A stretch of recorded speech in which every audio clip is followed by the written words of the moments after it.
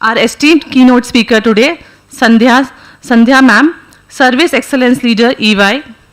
Dr. Pranoti ma'am, keynote speaker today, Sandhya, convener of the Symposium, Service Excellence Leader Professor Nabiga ma'am, Dr. Pranoti advisor speaker today, Sandhya, convener of Symposium, Service Excellence Leader Wadia, Nabiga ma'am, Dr. Pranoti advisor speaker today, Sandhya, convener of Symposium, Service Excellence Leader Wadia, Nabiga ma'am, Dr. Pranoti advisor speaker today, Sandhya, convener of Symposium, Service Excellence Leader Wadia, Nabiga ma'am, Dr. Pranoti advisor speaker today, Sandhya, convener of Symposium, Service Excellence Leader Wadia, Nabiga ma'am, Dr. Pranoti advisor speaker today, Sandhya, convener of Symposium, Service Excellence Leader Wadia, Nabiga ma'am, Dr. Pranoti advisor speaker today, Sandhya, convener of Symposium, Service Excellence Leader Wadia, Nabiga ma'am, Dr. Pranoti advisor speaker today, Sandhya, convener of Symposium, Service Excellence Leader Wadia, Nabiga ma'am, Dr. Pranoti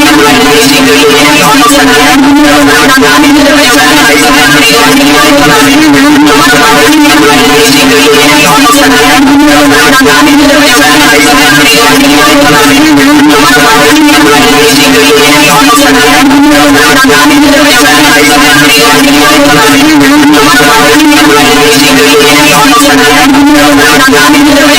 Joined by Dr. Burmani sir, distinguished academician. Please join me in extending warm welcome to him. I request our principal, Dr. Manisha Dale ma'am, to kindly felicitate him.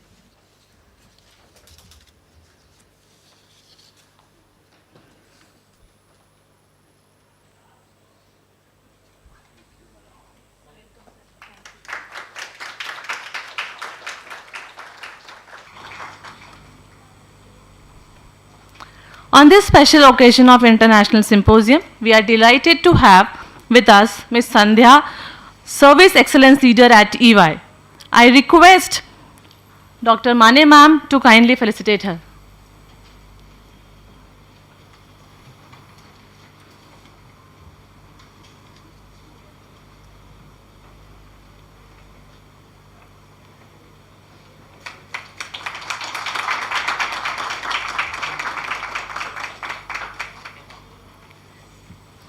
Thank you, everyone. When Ghibli AI launched, it took the internet by storm, flooding social media with stunning AI-generated anime. The response was so overwhelming that even OpenAI's CEO Sam AI-generated anime. Our GPUs are melting. The response was so overwhelming that even OpenAI's CEO Sam AI-generated anime. Our GPUs are melting. The response was so overwhelming that even OpenAI's CEO Sam AI-generated anime. Our GPUs are melting. The response was so overwhelming that even OpenAI's CEO Sam AI-generated anime. Our GPUs are melting. The response was so overwhelming that even OpenAI's CEO Sam AI-generated anime. GPUs are melting. The response was so overwhelming that even OpenAI's CEO Sam AI-generated anime. GPUs are melting. The response was so overwhelming that even OpenAI's CEO Sam AI-generated anime. GPUs are melting. The response was so overwhelming that even OpenAI's CEO Sam AI-generated anime. GPUs are melting. The response was so overwhelming that even OpenAI's CEO Sam AI-generated anime. GPUs are melting. The response was so overwhelming that even OpenAI's CEO Sam AI-generated anime. GPUs are melting. The response was so overwhelming that even OpenAI's CEO Sam AI-generated anime. The response was so overwhelming that even OpenAI's CEO Sam AI-generated anime. The response was so overwhelming that even OpenAI's CEO Sam AI-generated anime. The response was so overwhelming that even OpenAI's CEO Sam AI-generated anime. The response was so overwhelming that even OpenAI's CEO Sam AI-generated anime. The response was so overwhelming that even OpenAI's CEO Sam AI-generated anime. The response was so overwhelming that even OpenAI's CEO Sam AI-generated anime. That even OpenAI's CEO Sam AI-generated anime. That even OpenAI's CEO Sam AI-generated anime.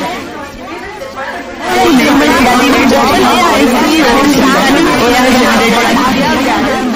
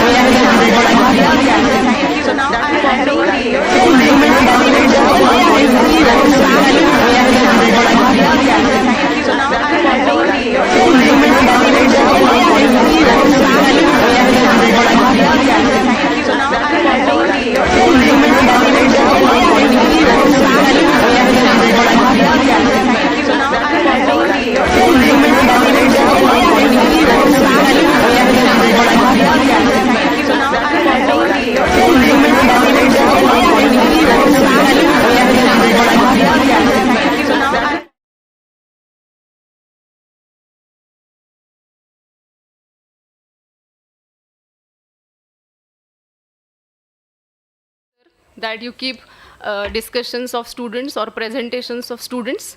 And so we took forward this idea and conducted presentations of the students. The topics given for the presentations were, first one was the leadership in AI, second one AI, whether it is artificial intelligence or artificial idiot.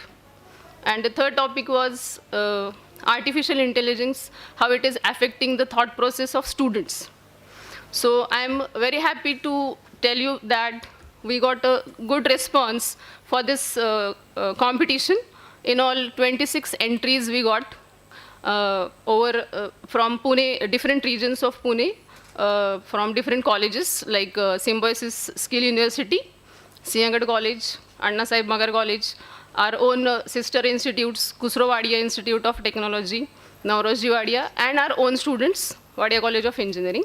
And that was, listening to those students was a great learning for us as well.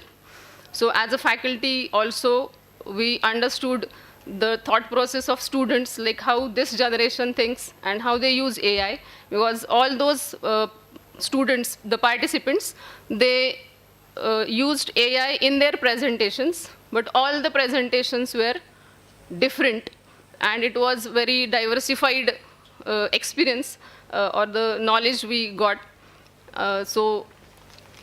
And the conclusion from those presentations, or which all the students gave, is like AI is helping them in every aspect or to groom them. Okay, so I welcome you again all for this panel discussion. Thank you very much.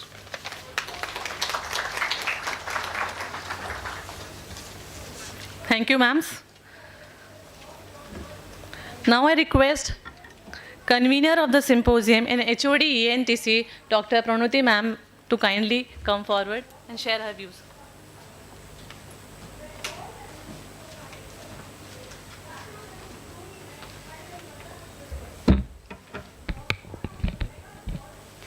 Good morning, all. I feel very proud being a convener of this event, that I can see so many enthusiastic participants from industry, then academia, and my dear students. So this is the moment I take to welcome you all on the occasion of Synergy 2025. This is our second international symposium, where we have panelists from various fields who are going to discuss so many different topics or so many different subjects on AI.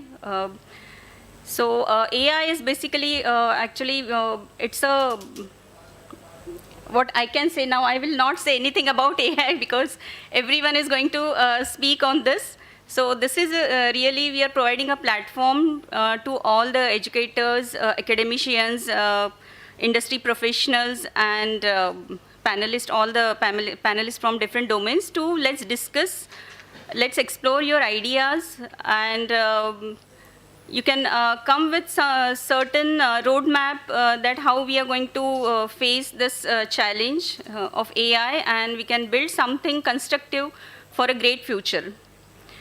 I'll take this moment, being an HOD of the ENTC department, I take this moment to just say a few things about my department. This is the very enthusiastic and forward-thinking department from our college. My whole team is very enthusiastic. We have many PhDs. Almost half of my staff is doctorate, and half of them are in their journey of completing the PhD. We have a good infrastructure in Wadia College of Engineering. We have well-equipped labs as per the curriculum. As well as, I'm very proud to say that we have a center of excellences, 2 center of excellences in the department. One is software-defined radio in association with Amitech, and other is advanced embedded systems, the Center of Excellence in Advanced Embedded Systems. And it is sponsored by General Industrial Controls, GIC, Pune, with a grant of 25 lakhs. My faculty is very much into research and innovation. We have fetched so many grants from different agencies like AICTE, DTE, and industrial grants also. More than 60 lakhs grants we have fetched in the department. Our students, in addition with the faculties, our students are also very enthusiastic. They are active in different student development activities, various clubs we are having. We are having Robo Club, then E-Baha Club, we are having then ECC Club, Electro Infinity Club. So under all these clubs, the students are working day and night in the college, in the department, and they are excel in getting all India ranks also. In every year, we get so many prizes, and you can see there so many awards are being displayed. Those are from our E-Baha team. Our Robo Club team is equally active. Then recently we have started with Aerothon Club. So they have also excelled in their events. So being interested or being always going towards our vision to excel in industry institute interaction and towards the students' benefit, we have usually we arrange so many trainings in association with companies like Infosys, Microsoft, Honeywell, and all. Not only technical trainings we organize, but we organize other trainings related to other skill sets other than technical, like soft skills training, interview skill training, and all. So the outcome of this is we have a good placement record for our ENTC department, and the credit goes to my team. Training and placement team, departmental coordinators, Professor Asgar Madam, Professor Bagul Madam, Dr. Bagul Madam, and the whole team, rather I would say. So taking this platform, I must appreciate the efforts taken by my team, the team ENTC, the coordinator, main coordinator, Mrinai Dhanvijay, Professor Asgar Madam, Yogita Asgar Madam, and my whole team. Now just we were discussing and we were chatting in the evening in this hall that the team is so efficient that now we can start an event management company also for organize such events. So apart from technical stuff, apart from research, the team is also enthusiastic in arranging or organizing all such effective, fruitful events. So because the outcome of this event, last year also we have organized such international symposium. So because of that, we got many industry connects. And our students have been working in industries in the form of internships. They have been selected for placements also. So this year also, through this platform, I'm expecting a good industry academia interaction and making the relation more stronger. So thank you one and all. I'll not take much time because we have very eminent personalities among us. So thank you once again.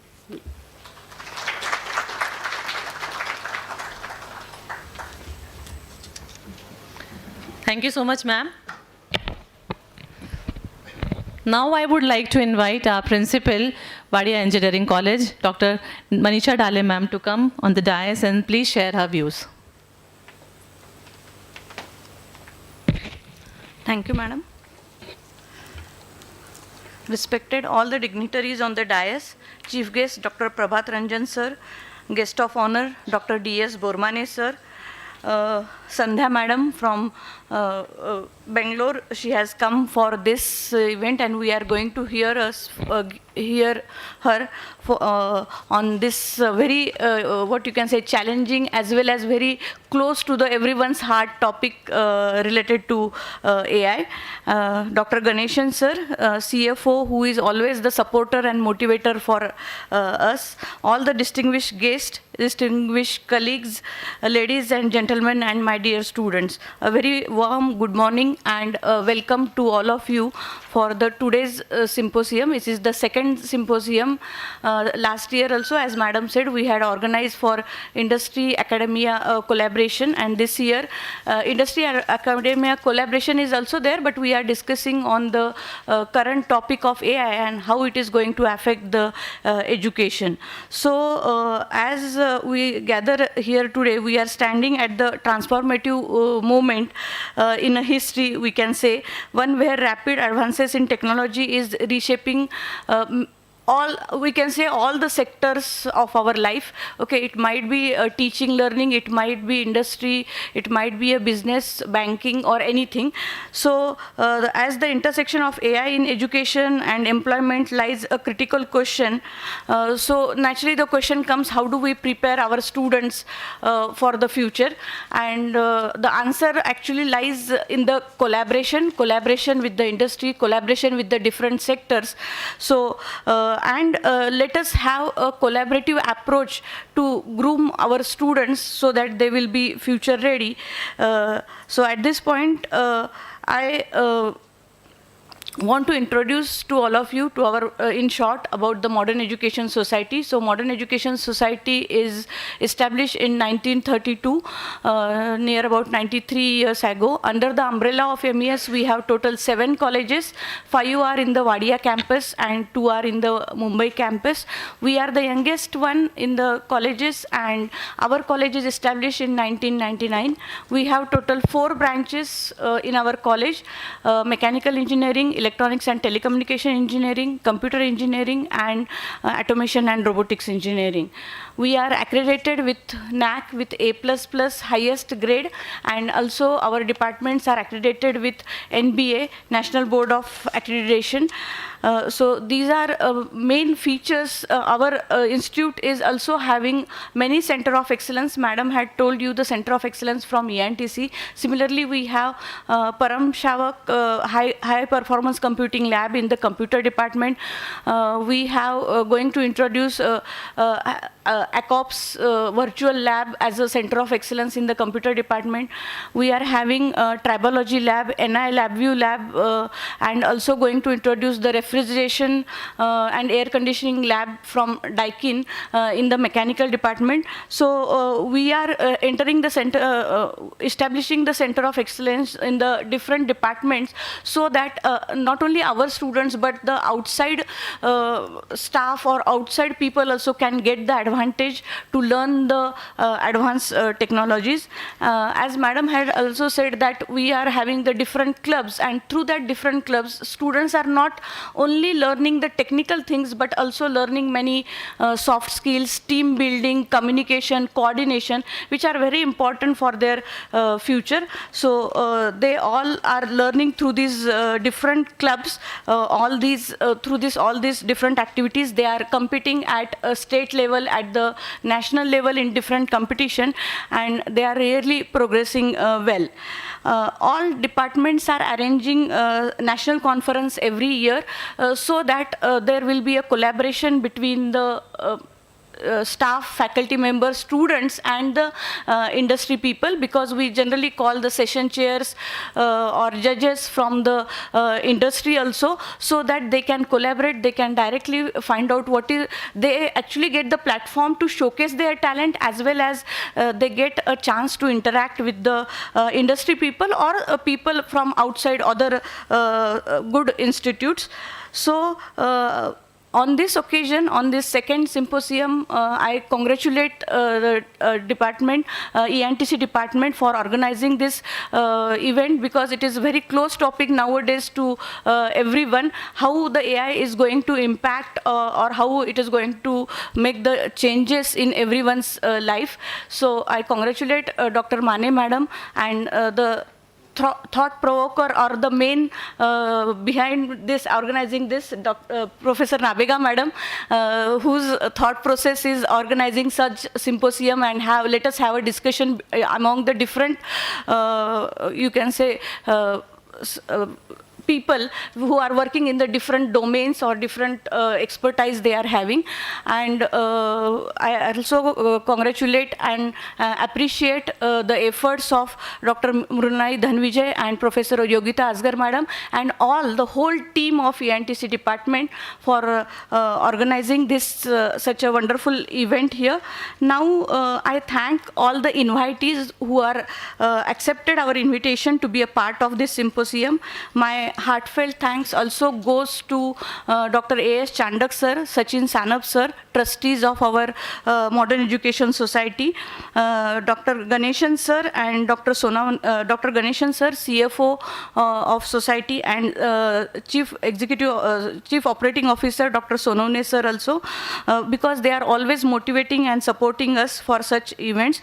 So, and thank you all the participants being a part of this event. So at this point, I will stop because we are all eager to listen to one. So I thank you one and all, and I wish all the best that throughout the day you will enjoy this discussion. Not only enjoy, but together we have the opportunity to create a future where AI serves humanity, fosters innovation, and enhance the quality of life of all the people. So thank you. Thank you.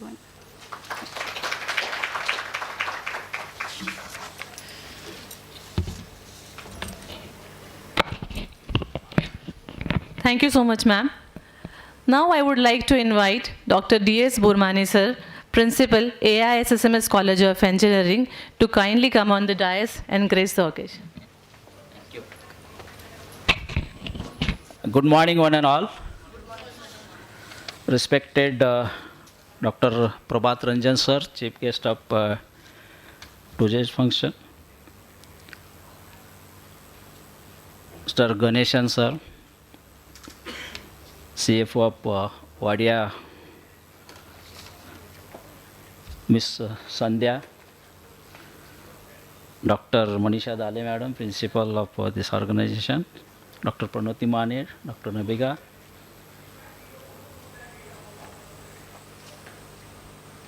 all the participants from various domains, industry, education, students.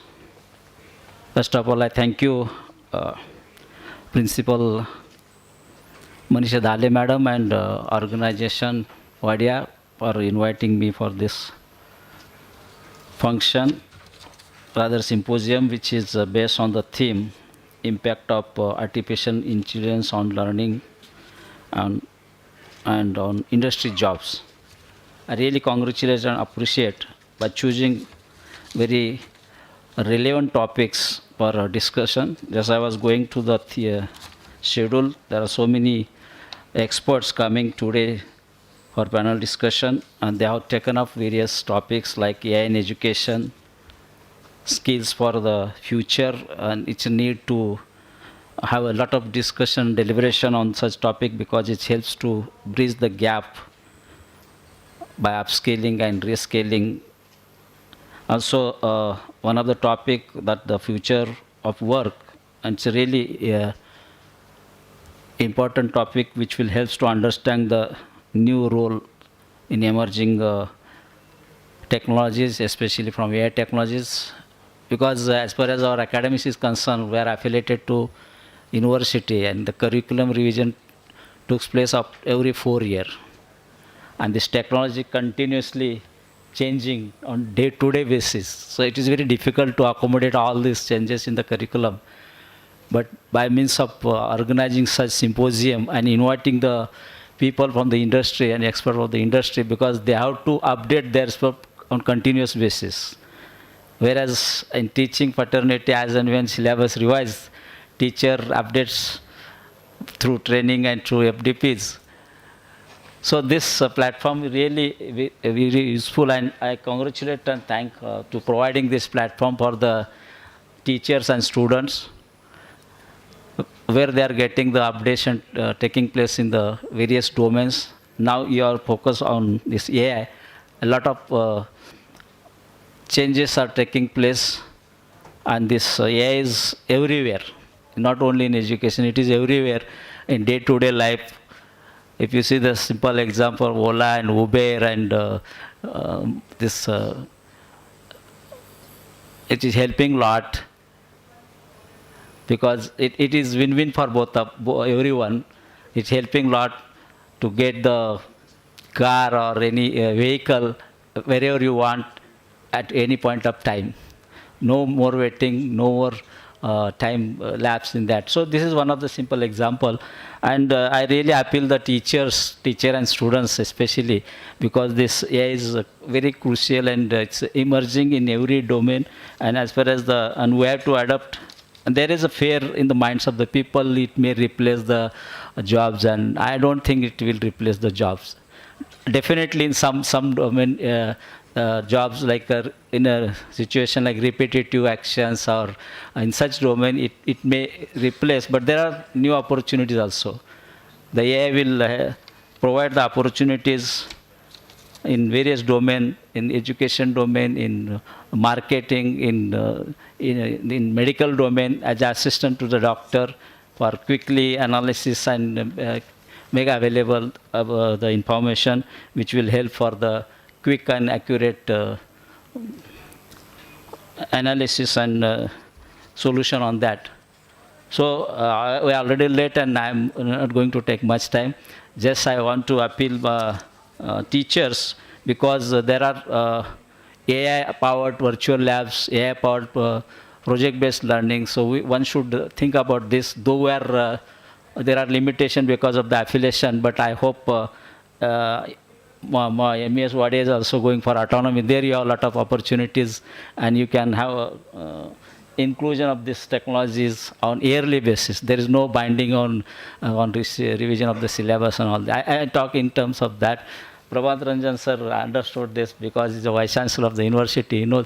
But in university it's easy to accommodate the changes, whereas in affiliated structure it's very difficult because of the rigid rules and regulation.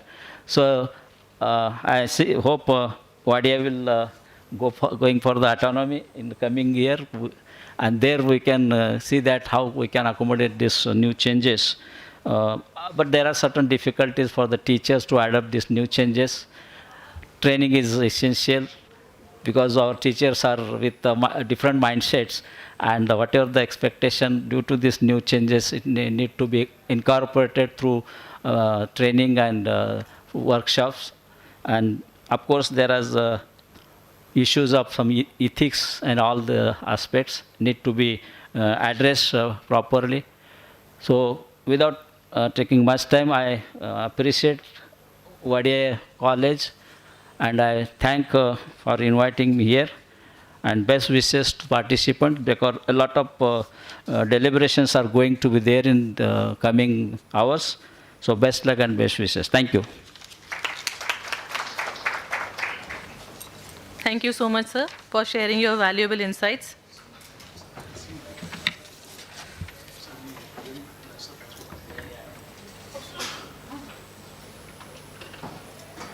Be careful, sir.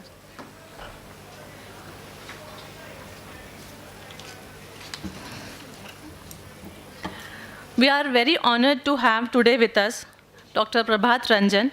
He is a distinguished scientist, researcher, and academic leader, currently serving as Vice Chancellor of D.Y. Patil International University, Akodi, Pune. Previously, he led India's technology think tank, TIFAC, as Executive Director, shaping national policies in science and technology. With 2 decades in nuclear fusion research, Dr. Ranjan played a key role in enhancing India's tokamak performance through modeling and simulation. Later, he shifted focus to embedded system and sensor networks. His work included tracking wildlife using sensor networks in collaboration with Wildlife Institute of India and developing sensor technologies for India's Chandrayaan-2 mission in partnership with PRL Planetary Exploration Group to detect water in the moon-shadowed polar craters. A Linux and open source advocate, he has developed real-time control system and embedded Linux application. His work in assistive technology has transformed lives by enabling environmental control through body, voice, and brainwave sensors. With expertise in nuclear fusion, embedded systems, and technology-driven innovation, Sir continues to drive impactful change in academia and beyond. Now I request Dr. Prabhat Ranjan sir to kindly come on the dais and brief the audience with his words of wisdom. Over to you, sir. Good morning to all of you. I will skip all the formalities, just thank the directors on the dais of the dais, so save time. The topic is the impact of AI on learning and jobs. Personally, although I'm much senior age compared to most of you, but I'm of much younger generation because I've been using computers for the last 48 years. I think most of the faculty may not have been born by that time. I've been using AI for 28 years. The youngest students would not have been born that time. I'm a mad scientist. I keep trying things which others don't want to do it. AI I started using sometime in 1997, and that time I used to call it artificial neural network. That time I was working on nuclear fusion, so this was dedicated towards nuclear fusion work. Year 2000, 2001, I have 4 papers which was using artificial neural network for nuclear fusion research. More recently, I've been doing things which I'll talk about that's more interesting. But one point that was made by Dr. Just before this was the curriculum part. I think that's the important part to address. I was heading India's technology think tank, and my task was to visualize the future. I'm a futurist, be able to see the future. We are seeing that technology changing very, very fast. It's much faster than even we expect.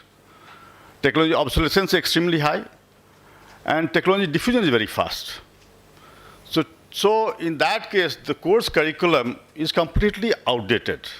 Even by the time you have Board of Studies sign on that document, it's gone. Yes. So the whole system of this 4-year, you have to plan out 4 years and get it approved, is all gone. Okay. So any system that is following this is outdated already. Okay. Pune is called Oxford of the East, but that's gone as well. Okay. What I've noticed when I go to any place, same stamp everywhere I see, same kind of project, same thing being done. World has changed.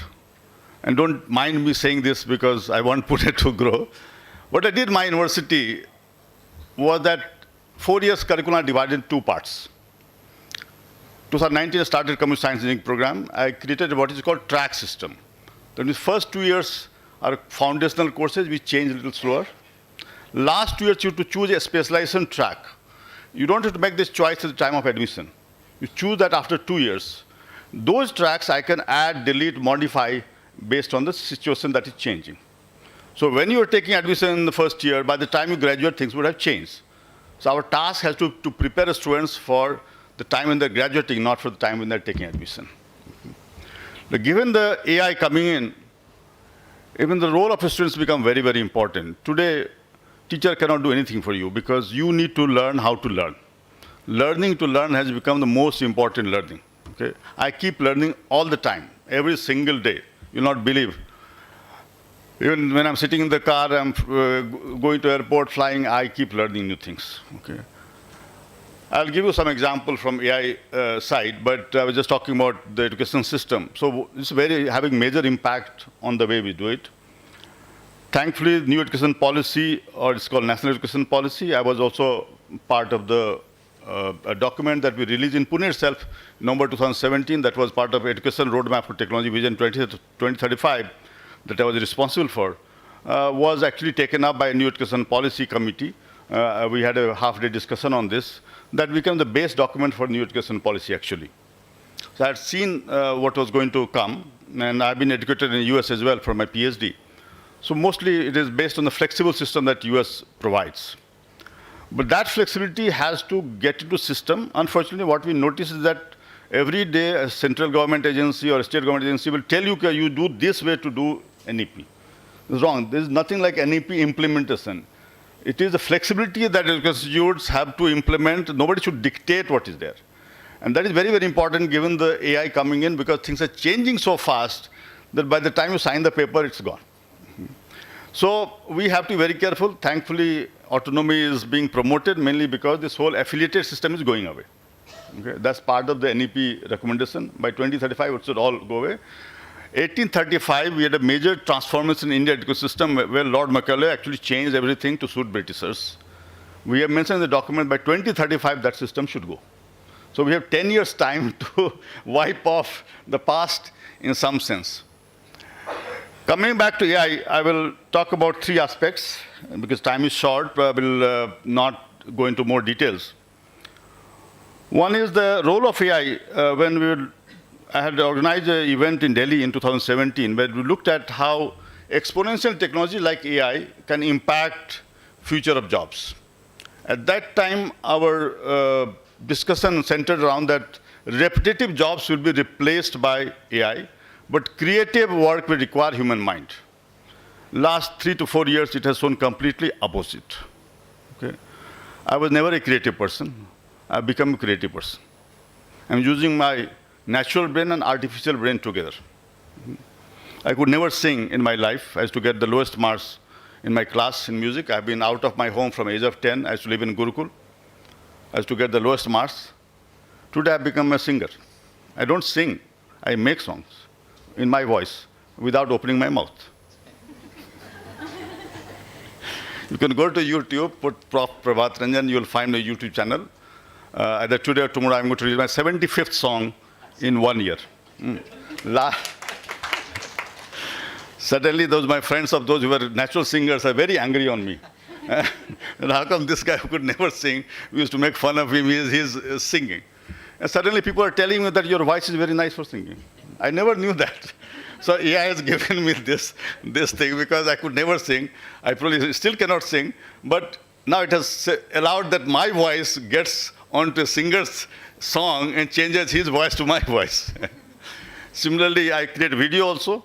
You will see my young character singing songs, everything lip sync, everything is there. Okay, so it's a full thing with complete single person. I'm doing single, no studio, no mic, nothing. It's all on computer and internet. That's all is required. Okay. Similarly, I've been doing children's stories for my grandson. You go to YouTube, put Nanaji Publication, you'll find my stories for my grandson that I've written. I started doing paintings using this, mainly for my grandson's stories. I've done a few podcasts recently, and they're so wonderful, nobody, human being, cannot even match that. And every day, every day we are finding new platforms coming in. For the last 24 hours, or even say 12 hours, I've discovered 2 more platforms that I can use for podcast. So, as was being mentioned that due to this particular art style, it suddenly became a craze and GPUs are melting. What is coming in is a huge demand on power. And that's why you see this data centers are requiring huge amount of power. Now, where that power is going to come? And that has led to something that is close to my heart, that is nuclear. Nuclear process, there are 2 processes. One is fission, other is called fusion. I don't know if students know this thing. Nowadays, they're all busy with mobile phones all the time. I'm a nuclear fusion scientist, first PhD from this country, which I did in 1986, almost 40 years back at University of California, Berkeley and Lawrence Berkeley Lab. Those who don't know Berkeley may have heard of this movie, Oppenheimer. Okay. He was in my department. Okay. So, of course, he was much older he was not there at my time. But if you've seen the movie towards the end, he's been facing a lot of problems. He faced a lot of problems. A lot of court cases, all kind of things happened. In my physics department library, those documents were there, so I had seen those documents. He had excellent knowledge of Gita, actually. He used to quote from there. He was father of atomic bombs, actually. Now, nuclear fusion is a process by which you create energy in the sun. Okay. My task is to bring that sun to Earth. My parents gave me my name with this task. So my name is Prabhat Ranjan. Prabhat means morning. Ranjan means one who colors. One who colors the morning is sun. So the task was defined when I was born. Now, why nuclear has become important? Because there is no other source of energy. But fission has problems. Fission has problem of radioactivity. Fission has problem of safety and security. We have seen many, at least 3 major accidents: 3 Mile Island, Fukushima, and then you have this one in Ukraine, Chernobyl accident. Okay. Even those ones which had accident, they are being revived now. Like 3 Mile Island is being funded by Microsoft to revive the power theme because these data centers require a huge amount of power. So that's one angle that's very important. That's why by 2050, worldwide there's been agreement that we should triple the nuclear energy. And if you might have seen the budget and so on, you see Indian government is also promoting nuclear. Okay. I come from fusion side. So we're working on 2 projects. One project I started first time in the country called Project Sunland, university with the funding from US. Actually, the request came from US only because very difficult thing. It requires a lot of money. Unfortunately, money ran out that I had to stop in 2022. I'm restarting some of that project now. Power is, of course, our energy eventual goal, but initially right now we're starting with medical radioisotopes for medical purposes. The other side, if you look at the fission side, you might have heard of a small modular reactor being talked about, Bharat SMR and so on. Well, there's advanced technology called molten salt reactor, which I'm involved with a US inventor who had come to my university last year as well. So energy is a very important part. Now, energy, one is that you produce more energy. Second is that can you design a system which will save you energy? Okay. So what is happening is that today you see, for example, you look at mobile phone and so on, all of them have AI being used. Sometimes it goes to the cloud, and sometimes it has to be done on the device. When you want to do it in device, if I can design chips which can do a lot of AI on this system itself, what is called edge device, then I can save a lot of energy as well as the bandwidth of communication and responsibly much faster. So one area of research is called neuromorphic computing. Okay? So the way human brain works, in the same way the chips will also work. Okay? The work has been going on for quite some time. IBM was working on this for quite some time. 2015, I had organized a discussion on future of brain in Delhi. It's on YouTube where I talked about this. Where we were trying to create same way the brain works. Now, brain uses only about 60 watt to 100 watt, like a normal incandescent bulb. That kind of power is enough to run the brain. So neuromorphic computing is one area which can save you energy, and response time can be much better. So robotics, when you talk about robotics, the time it takes for calculations to be done can be reduced. So robots can respond just like human beings. There will be no delays to be seen. So that is the area of research that is needed to be done. So shift AI to chips and use technology like neuromorphic computing. It is expected that 20% of chips that will be produced will be for AI purposes, and it's basically an edge device. This requires that India actually focuses on semiconductor engineering. Right now, as you might have seen for last about a year or so, a lot of semiconductor industries have come up and been announced. More than $40 to $50 billion have been announced. In my university, we started the first BTech semiconductor engineering program in the country, totally focused on semiconductor engineering. We are setting a semiconductor lab. It's not VLSI design, it is actual hardware part as well. Hopefully, more of such programs will come in the country. The other part that I wanted to actually focus on was the job part. Okay. Now, as I said that things are changing so fast, whatever we teach you in the classroom is not going to be sufficient. You have to learn on your own. We also notice that in the class, the students have no attention to listen to lectures. Okay? They think, what the hell this guy can teach, I can learn much better through YouTube or XYZ. So now we are moving towards flipped classroom. Okay?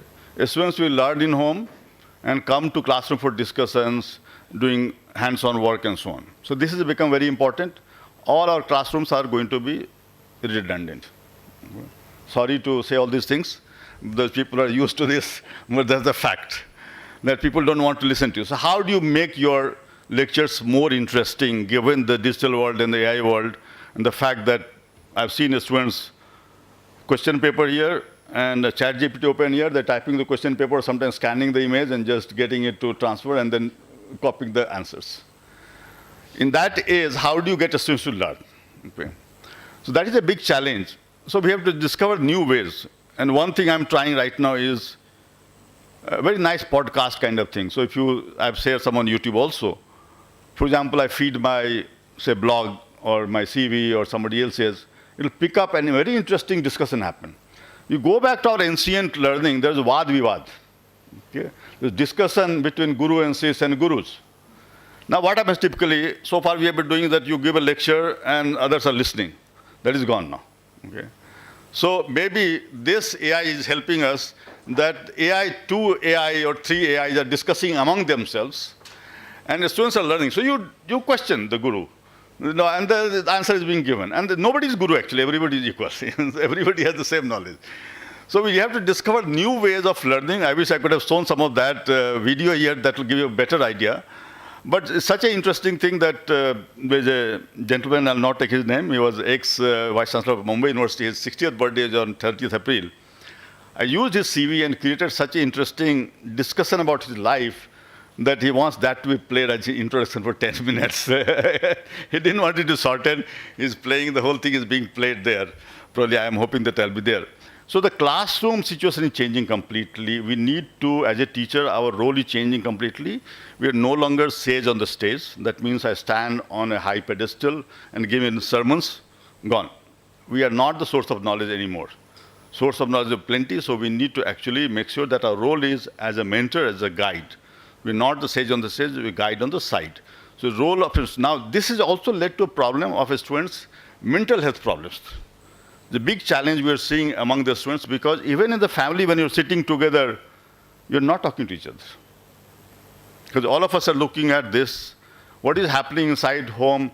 You have your children in your home, you don't know what they're doing. Because they're connected to the world. This is leading to major issues in health. We noticed in 2022, after 3 years, when 3 batches came suddenly, the mental health problem jumped up to a very large extent. So this is a major thing where the role of teachers becomes very important. You're not simply giving knowledge. You're the counselors, you're confidence of the students. That is the role that I'm seeing now more and more, not as a source of knowledge. I think I'll stop at this point. If there's some question I could take, but thank you so much for your time and attention.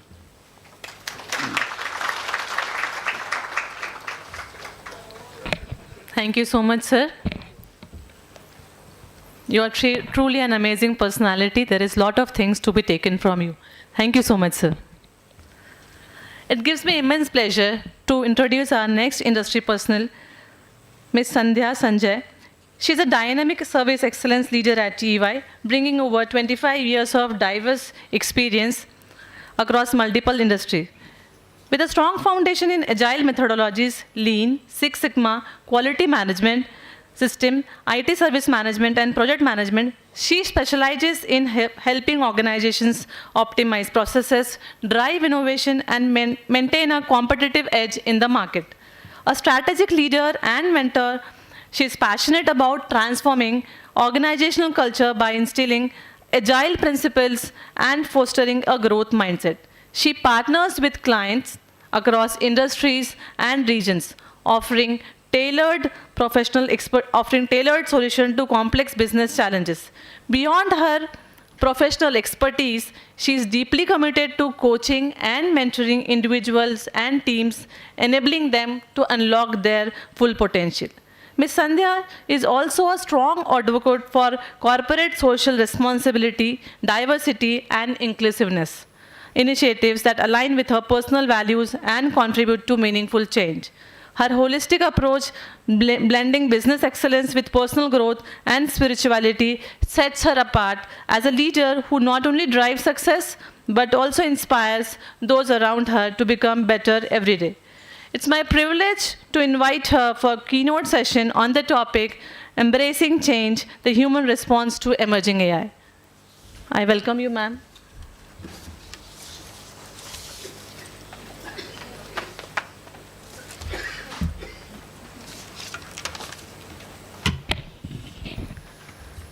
Gurubhyo Namaha. I still say that when we have fantastic professors who just spoke, I was spellbound. I don't know if AI can really do that.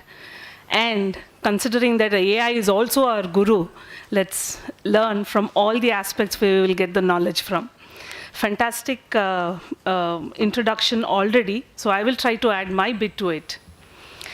The great Greek philosopher, Heraclitus, philosophy is the idea that everything is in a constant state of flux.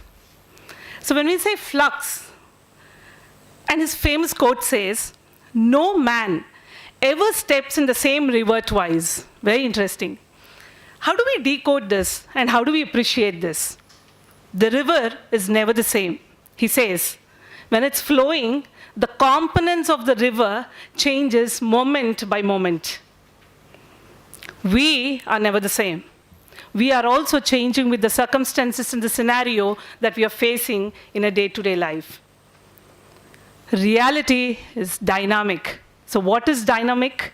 Is that every change that we are seeing, the era that we are in, where the AI, as the transformative years of this 5 to 8 years, like Sir said, it's going to change so much more in every industry, it is going to get us spellbound. But let's say we are lucky to be in this era to experience this change. And when I was asked for this keynote, I was wondering, Madam, if there was an AI agent delivering here, and a robo of Ganeshan coming and shaking hands, and times to come we may see this at the rural areas where we really they don't get to experience this, and that is where we need to take AI. Why do we need to fear about it? There's a lot more that we can do from our experience and the learnings. Well, I'm Sandhya. I'm from Bengaluru. Very happy to be here with all of you today. And the largest, few of the codes that I want to talk about is on the Gartner. By 2028, 3% of the enterprise applications, I apologize, 33% of the enterprise application will feature AI agents. But for the last year, we had just 1%. Just imagine the change that is going to come in. Capgemini highlights that we're going to have 10% of the companies as of today who is influenced with AI to 80% from the applications and the interventions that we are going to have. So are we going to lose jobs? Let's discuss about that. Investment in AI is going to be around $750 million by 2028. What is that investment amount that we are talking about which is going to go in? It's a huge, huge investment. So investment in AI technologies is expected to surpass that. So it is a transformative time for AI and that child which we have given a birth to. So we all are parents of this AI. There's a child there which is learning so quickly that we will have to start learning from them to be more effective today. And we should be in game for it. So let's talk about the child and the parent relationship as we continue. Let me ask you a few interesting questions here. The Google Translate, how long did it take to reach 100 million global users monthly? Any idea, any number, any month? Just take, we're all learning, so it's okay. Any number? It's around 78 months that it took. Uber, the app, any idea how long it took to reach 100 million users? 70 months. Spotify, 55 months. Insta? Boys and the girls, 30 months. TikTok, 9 months. ChatGPT, 2 months. And it has reached all of us. And it's good that people are using it. I mean, I think we need to feel good about it in one way, but look at the way the change is happening. And definitely, sir, looking at the syllabus, how quickly it has to change can never be 2 months. So the best way that we will learn is only through collaboration, only through these kind of connects that we can have. At the organization, we are trying to run hackathons, bring in the innovation in different aspects. And many of my industry friends here would know how we were looking at the process. Go deep into the process or look into the application. Where are the repetitive reports coming in? What are those reports we need to do often? What are those areas in the process where we find the scope for automation? And we've done this for many number of years, be it the simple automation of Excel, macros, and then we went to the RPA. And then now, we really don't know how to look through a lens where the entire role is going to be done by an AI, and you're going to look at what is the human intervention required. It's a completely different lens. Are we ready for it?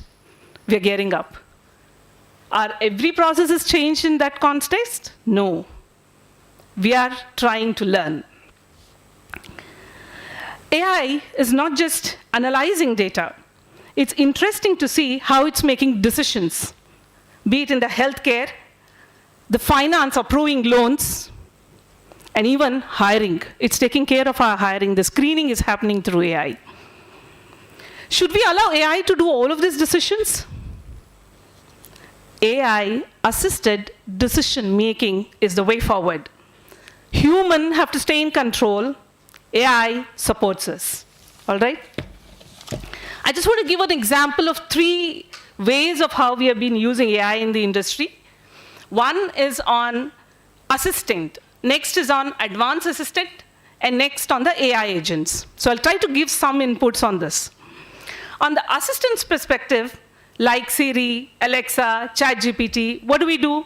We help users to perform tasks, providing some information. They give you some information, whether you want to take it or not. I did a check on the ChatGPT before I get to the Keynote. So our starting point has changed, and we better change our starting point. You don't have to sit down and think what you need to do. There are certain things available, just go pick it up. But do you want to pick it up and present the way it is? No, it's my story. It's your story. You need to bring that out. So you're going to weave that story. It's augment of work. Limited action, right? So there is limited action here. And full is under your control as a human at this point of time in this assistant.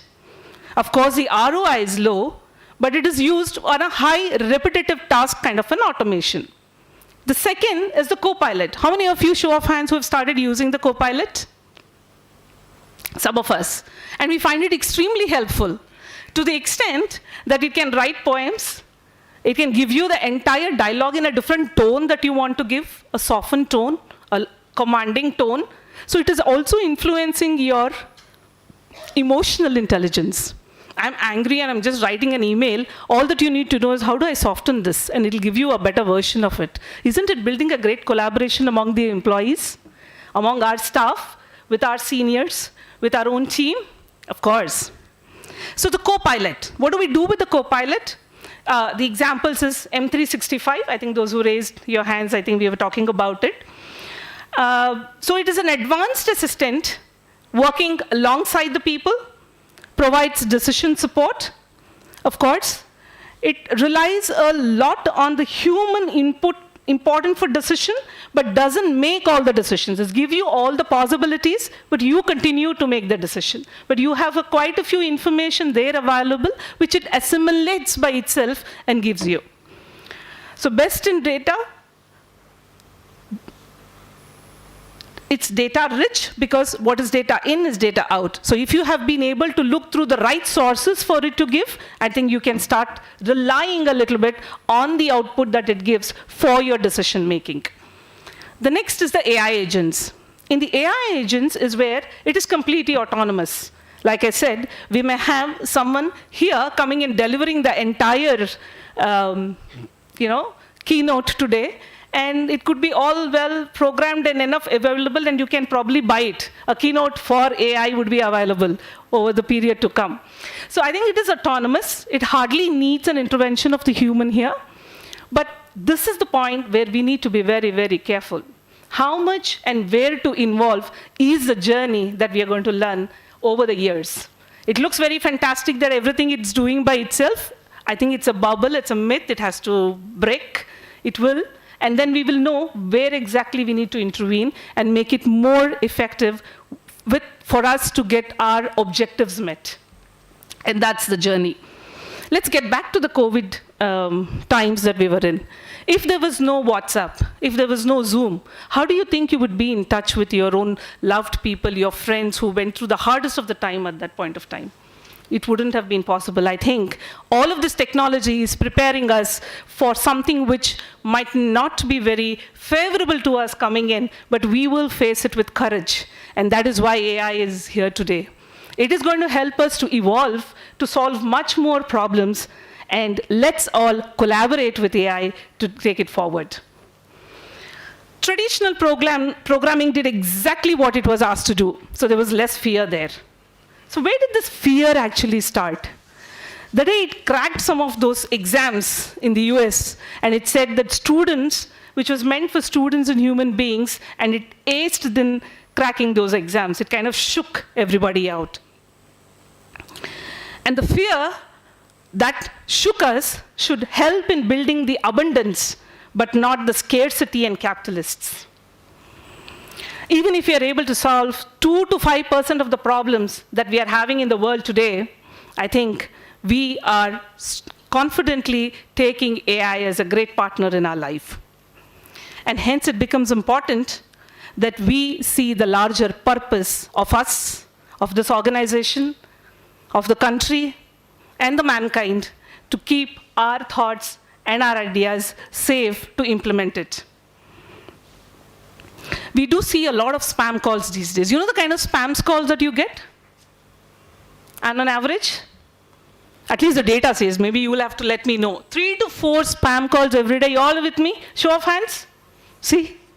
Look at the number of calls that's come. I mean, it's only going to increase. How are we going to enable our technology, our AI-powered calling, which is screening and blocking certain spams? Maybe a great advantage for us. A network-level AI protection, right, where the telecom providers like AT&T and Jio use AI to block the spam. I think it's a great advantage for us. Its time is important for all of us. And AI chatbots are fighting there to make sure that these bots help us with identifying such scams. I saw a wonderful talk by our Minister Piyush Goyal. And he's talking about, who's the Minister of Industry and Supply of India. So he was talking about the kind of startups that we have versus the China. I don't know how many of you have got a chance to look at that. Yeah. Isn't it interesting, sir, to see the kind of vast difference that we have? In India, we're looking at food delivery applications, fancy ice cream and cookies, instant grocery delivery, fantasy on sports and betting, reels on the influence that we are creating through. But what's China doing? EV and battery tech, semiconductors and AI, robotics and automation, global logistics, deep learning, and infrastructure. I think we have a lot to do. And there where I think we can use the present AI explosion to make it possible for us with the startups inclusion. I would like to conclude on 3 things. So there's no fear. So there's a purpose. What do we need to do? First, become friends with your own children, right? It's growing. You can't anymore keep treating it like I will give you an instruction and you're going to work. No way, it's more intelligent. So try to get more accustomed with all possible things. A person and an age, as he said, such a senior person can have so many apps and he's tried so much. How much have we tried? I think it's a call for us to get to know what it is first, and only then you can address it. The second thing that I would believe, and I'm emphasizing this time and again, is on the purpose. How many of us have already signed up to help hands in healthcare using the AI? Teaching every mind in the corners, hooks and corners of the rural. How many of us can join hands to do that? Smarter in the cleaner city. Ask me, I'm coming from Bengaluru. The kind of traffic that we have, how can we help ourselves by using the AI? Of course, the climate crisis and the space. There's immense that we can do with AI. And I, being a classical dancer, I've always fascinated learning this wonderful art form, which has helped me to stay grounded even today. And when I've learned this, there is something called talam, which is rhythm, right? You all have heard the rhythm that comes in. And there is different speed that we are running. We all, the sollukattu, or that what we say goes in a different speed. And I relate the speed to the speed at which the automation explosion is happening. Rhythm is what is holding us, which are our ethics, our purpose. And if we are holding all of this tight, I think we can do wonders. Let's demonstrate this, a bit of a role play. May I request 2-3 of your students, please come here. Any of you, please, volunteers? I think you should quickly come. You should not take time. Just get up and keep coming, guys. Come on. We need diversity. Very good. So they are our policy. Okay, they have the purpose that they are going to lead AI and take the support of AI and drive a wonderful world for us. Give them a round of applause, guys. They have come over here. Okay? Now, I'll take this opportunity to be the AI intervention. Okay? And you are going to support that purpose by the talam. And I'll teach you this. It's not very difficult. It's called Adi Talam, and it has 8 counts. Okay, it's going to be 1, 2, 3, 4, 5, 6, 7, 8. Clear? So you're all going to play that, and this round, we have around 50 plus people. I'm sure we're going to hear a good support for their rhythm. And you're going to start that rhythm too. Okay? So how I'm going to say it? I'm going to say a sollukattu. I'm going to go in different speeds. Nothing is going to stop us, but we're going to hold this rhythm strong and make sure that our purpose is strong and clear as we kind of address AI. Is it okay? Okay, so what are you going to do? Can you all try it once? I'll say dhalanga takadigu takatadi ginatom, and you say 1. Okay, let's do it 1, 2, 3, 4 first. 1, 2, 3, 4, 5, 6, 7, 8. Got it? Can you show it to them once? 1, 2, 3, 4, 5, 6. Fantastic. They're going to be great policymakers. Okay. Okay. So we're going to start this. Let me take some. Okay? And if we go wrong, we're going to do it again. Because we're going to be the policymakers, we're going to use the AI the best. Are you with me? Yes. Aloud, yes? Yes. Thank you. Okay. So I'm going to say, Dhalanga takadigu takadidi ginatum. Start along with me. Okay? We are going to hold this strong. Don't miss it out. Okay? Okay. Dhalanga takadigu takatadi ginatum ta. Tarita dhannata, dhannata jhonnuta, jhonnuta dhimita, ta, tai, kita takata, tarita dhannata, dhannata jhonnuta, jhonnuta dhimita, ta, tai, kadagada, tarita dhannata, dhannata jhonnuta, jhonnuta dhimita, ta, tai, kadagada, jana, ta, jhonu, ta, dhimi, ta, kita, kadagada, jana, ta, jhonu, ta, dhimi, ta, kita, kirda dargirtom, tak kirda dargirtom, tak adigo, kirda dargirtom, tak kirda dargirtom, tak adigo, kirda dargirtom, kirda dargirtom, tak adigo, kirda dargirtom, ta. Not bad. I know it is not easy. And what I'm trying to tell you in a nutshell is that it is going to be an explosion time of AI. Let's stay strong with our ethics, our vision that we have, and I'm sure we together, this power, there's no one Superman or one Superwoman. With AI, each one of us is Superman and Superwoman. And with power comes responsibility. Thank you very much for calling me here, and this was fantastic to be with you all, and look forward to talk to each one of you in the day. Thank you. Thank you. Thank you. Good job.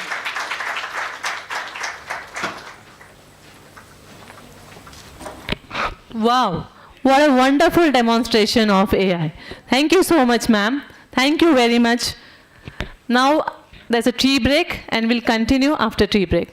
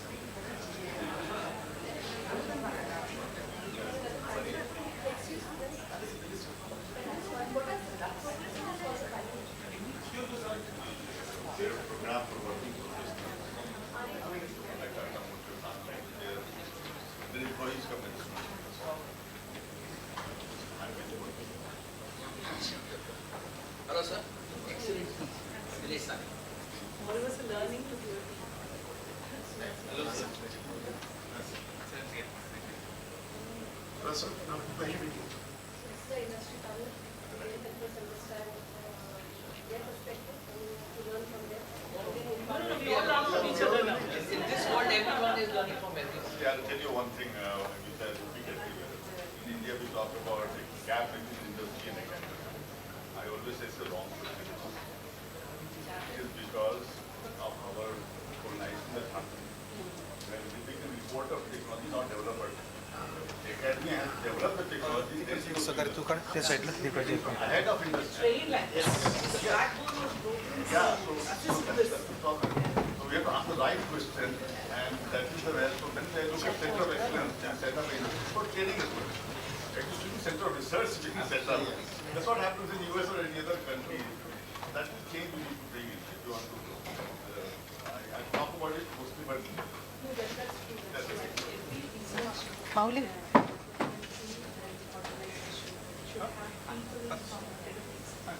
What I'm suggesting is that center of research would have academic campus faculty students, and 1 or 2% from industry who are guiding the things that doesn't go as fast. Like you go to IT, for example, I'm from IT by the way, but a lot of money is being sent to the industry, government. Nobody bothers what comes out. So The evaluation practice, I think the success criteria has to be ensured. Right. And if there's no synergy between the industry and the education system, More serious, there is something. I mean, I'll give you a very honest example. If I'm hiring freshers here, and no disrespect to freshers, my first question in the mind is, how much time would it take to upskill this person? Can that upskilling time be reduced? That is the thing which is the foremost. So now the question is becoming different. Learning curve. If this one will learn faster, there's no skill that they can carry because skills are changing at so fast. Yeah, they should pick up fast. That is the thing that we have to now focus on. And that is the learning process has to change completely. Unfortunately, not much is happening, but some few places is trying on. Want to meet all of you. Same as it. Probably leave her somewhere.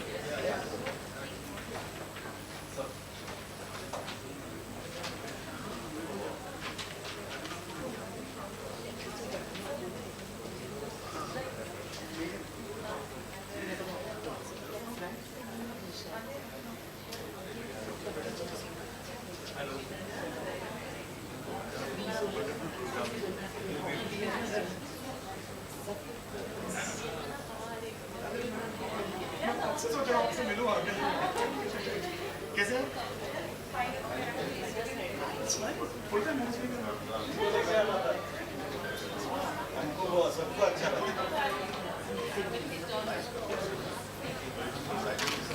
Interesting. Put a medium and a top of that.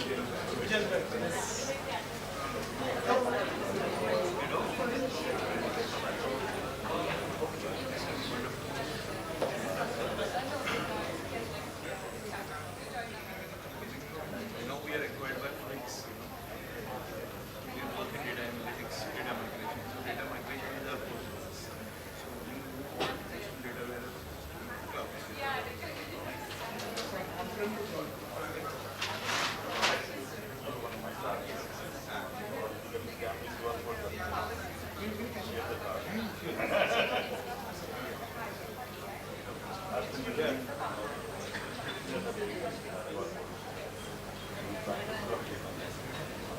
My role is I need to be active listener.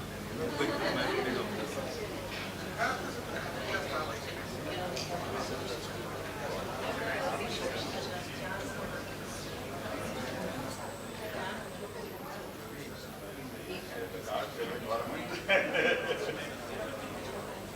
I don't take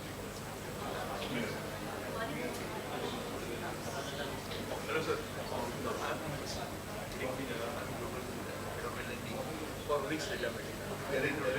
LND. Learning and development. Yeah.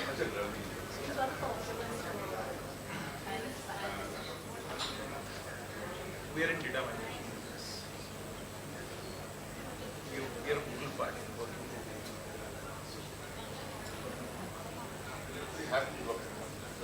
I don't take those.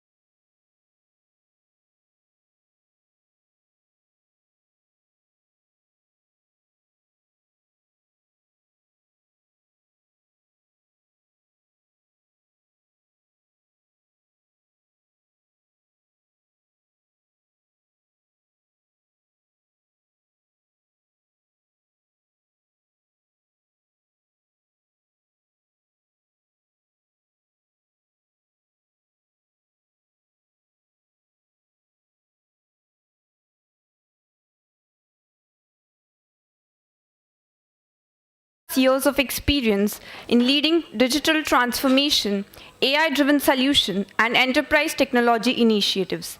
As a global senior manager at Genpact, he drives technology innovations, helping businesses harness AI and automation for strategic growth.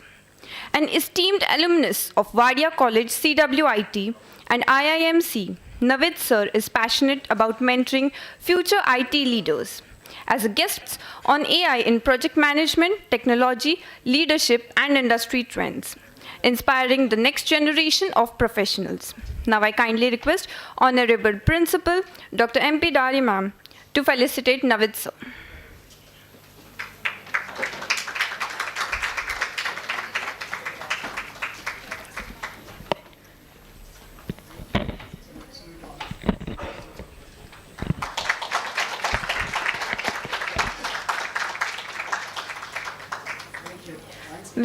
We are privileged to have you, sir. I request you to kindly come and join the dais. Moving on to our next guest of honor, please welcome Mr. Nazir Chandewala.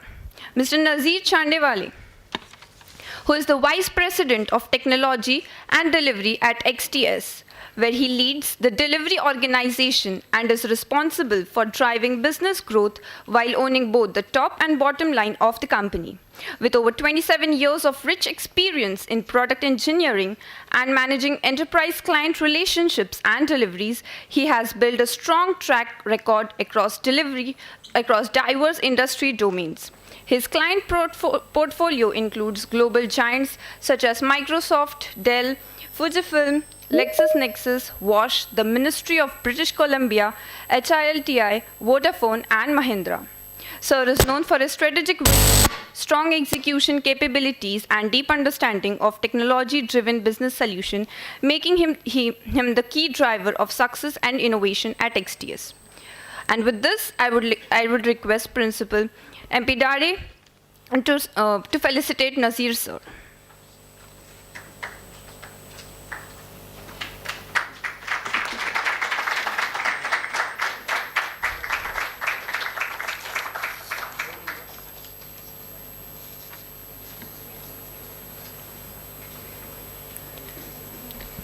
It's a great honor to welcome you, sir.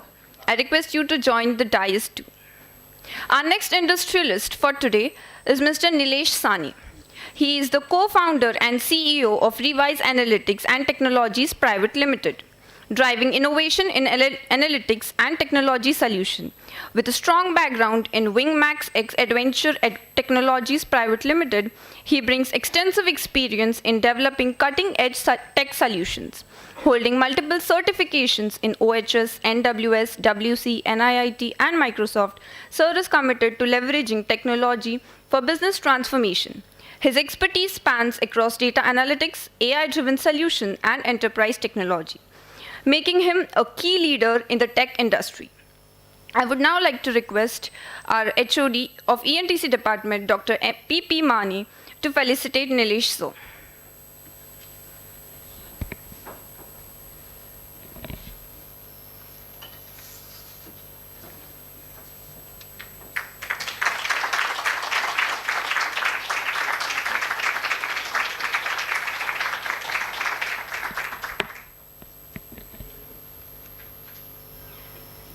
We feel truly grateful for your presence, sir. I request you to join the dais too. And our next guest of honor for the panel, Mr. Ziaullah Khan, who is a developer, architect, speaker, and the co-founder of Zasm Labs, dedicated to helping business maximizing their investment in technology. Guided by Steve Jobs' philosophy, design is how it works. He approaches software development as a craft, ensuring efficiency, quality, and scalability in every project. With expertise in building massive enterprise solutions, Sir streamlines technology adoption, whether for startups or global enterprises, enabling seamless innovation. Beyond work, he is a chess enthusiast, guitarist, and avid reader, always exploring new ideas and perspectives.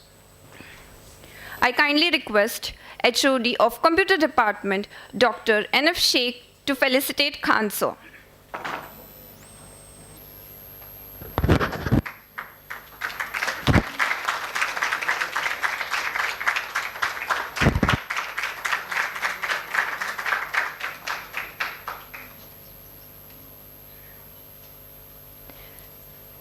It's a pleasure and privilege to have you, sir. I request you to join the dais. And now I ask the panel lead, Mr. Naveed Khan, sir, to begin with the tech talk, followed by the panel discussion.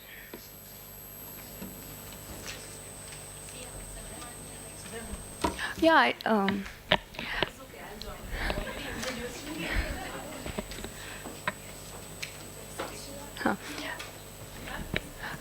I would like Nabega ma'am to kindly felicitate Sandhya ma'am.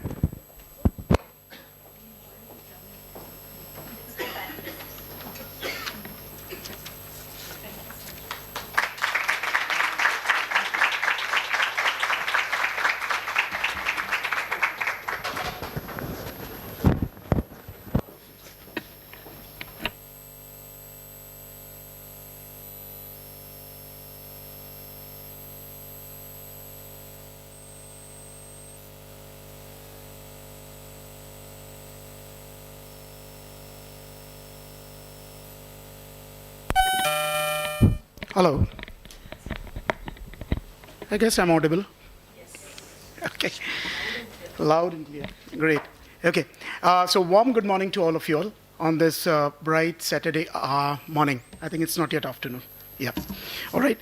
So first and foremost, I would like to take this opportunity to thank Wadia College because it's my alma mater. I have been taught in Wadia College. I have grown up in Wadia College, and I am what I am today because of Wadia College. Right? So it's a great opportunity to stand here. Having said that, yes, I'm Naveed Khan. I have already been introduced. I have got around 24 years of experience in the IT industry, and it has been a long journey. And during the course of the panel discussion, we intend to actually highlight certain struggles and how we overcame them, and how did we transform to AI. Because during our era, and I call it an era because we almost like everybody sitting out here is 20 plus years of experience.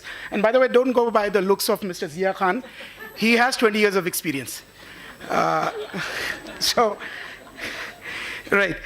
we will try to delve into the topics where how we transitioned and transformed ourselves to be where we are today, and how to remain informative, how to remain in the industry successful and not become redundant. Okay, so there could be certain tips coming your way also. And first and foremost, which I would like to say is, this topic is excellent. It is the need of the hour. It is something which we need to all dwell upon. We need to see what we can contribute to this topic, not only as industry panelists, but also as educationalists, as professors, and last but not the least, as students.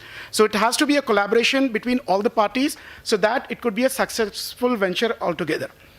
Now, having said that, I'll take a couple of minutes.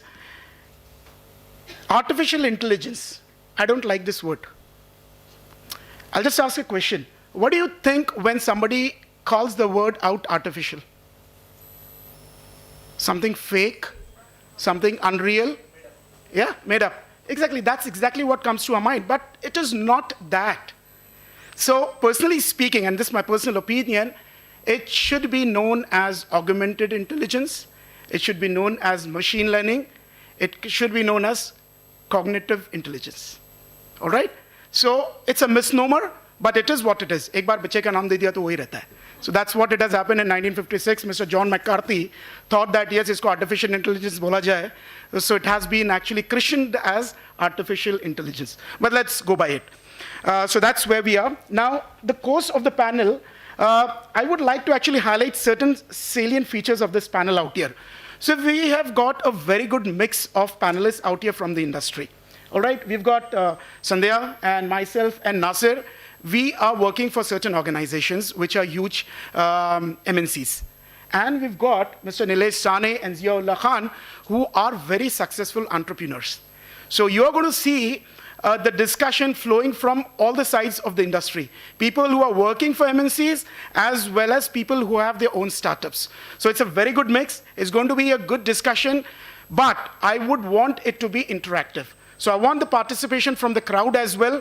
They should interact, they should ask the questions, and leverage upon this moment to actually clarify their doubts or put forth their suggestions as well. And with that last point, which I would like to end on a very funny note. So I passed my engineering in 2000. I'm a dinosaur, by the way, in terms of where I was.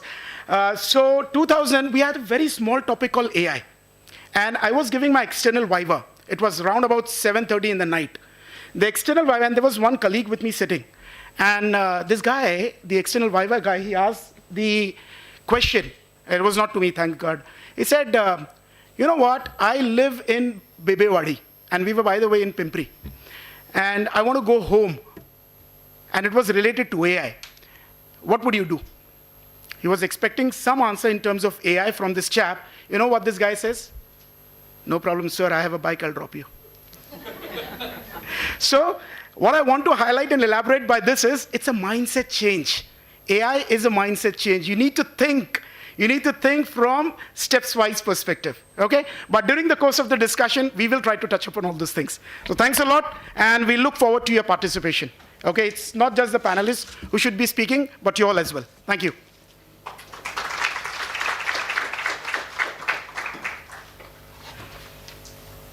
Can somebody help me with this?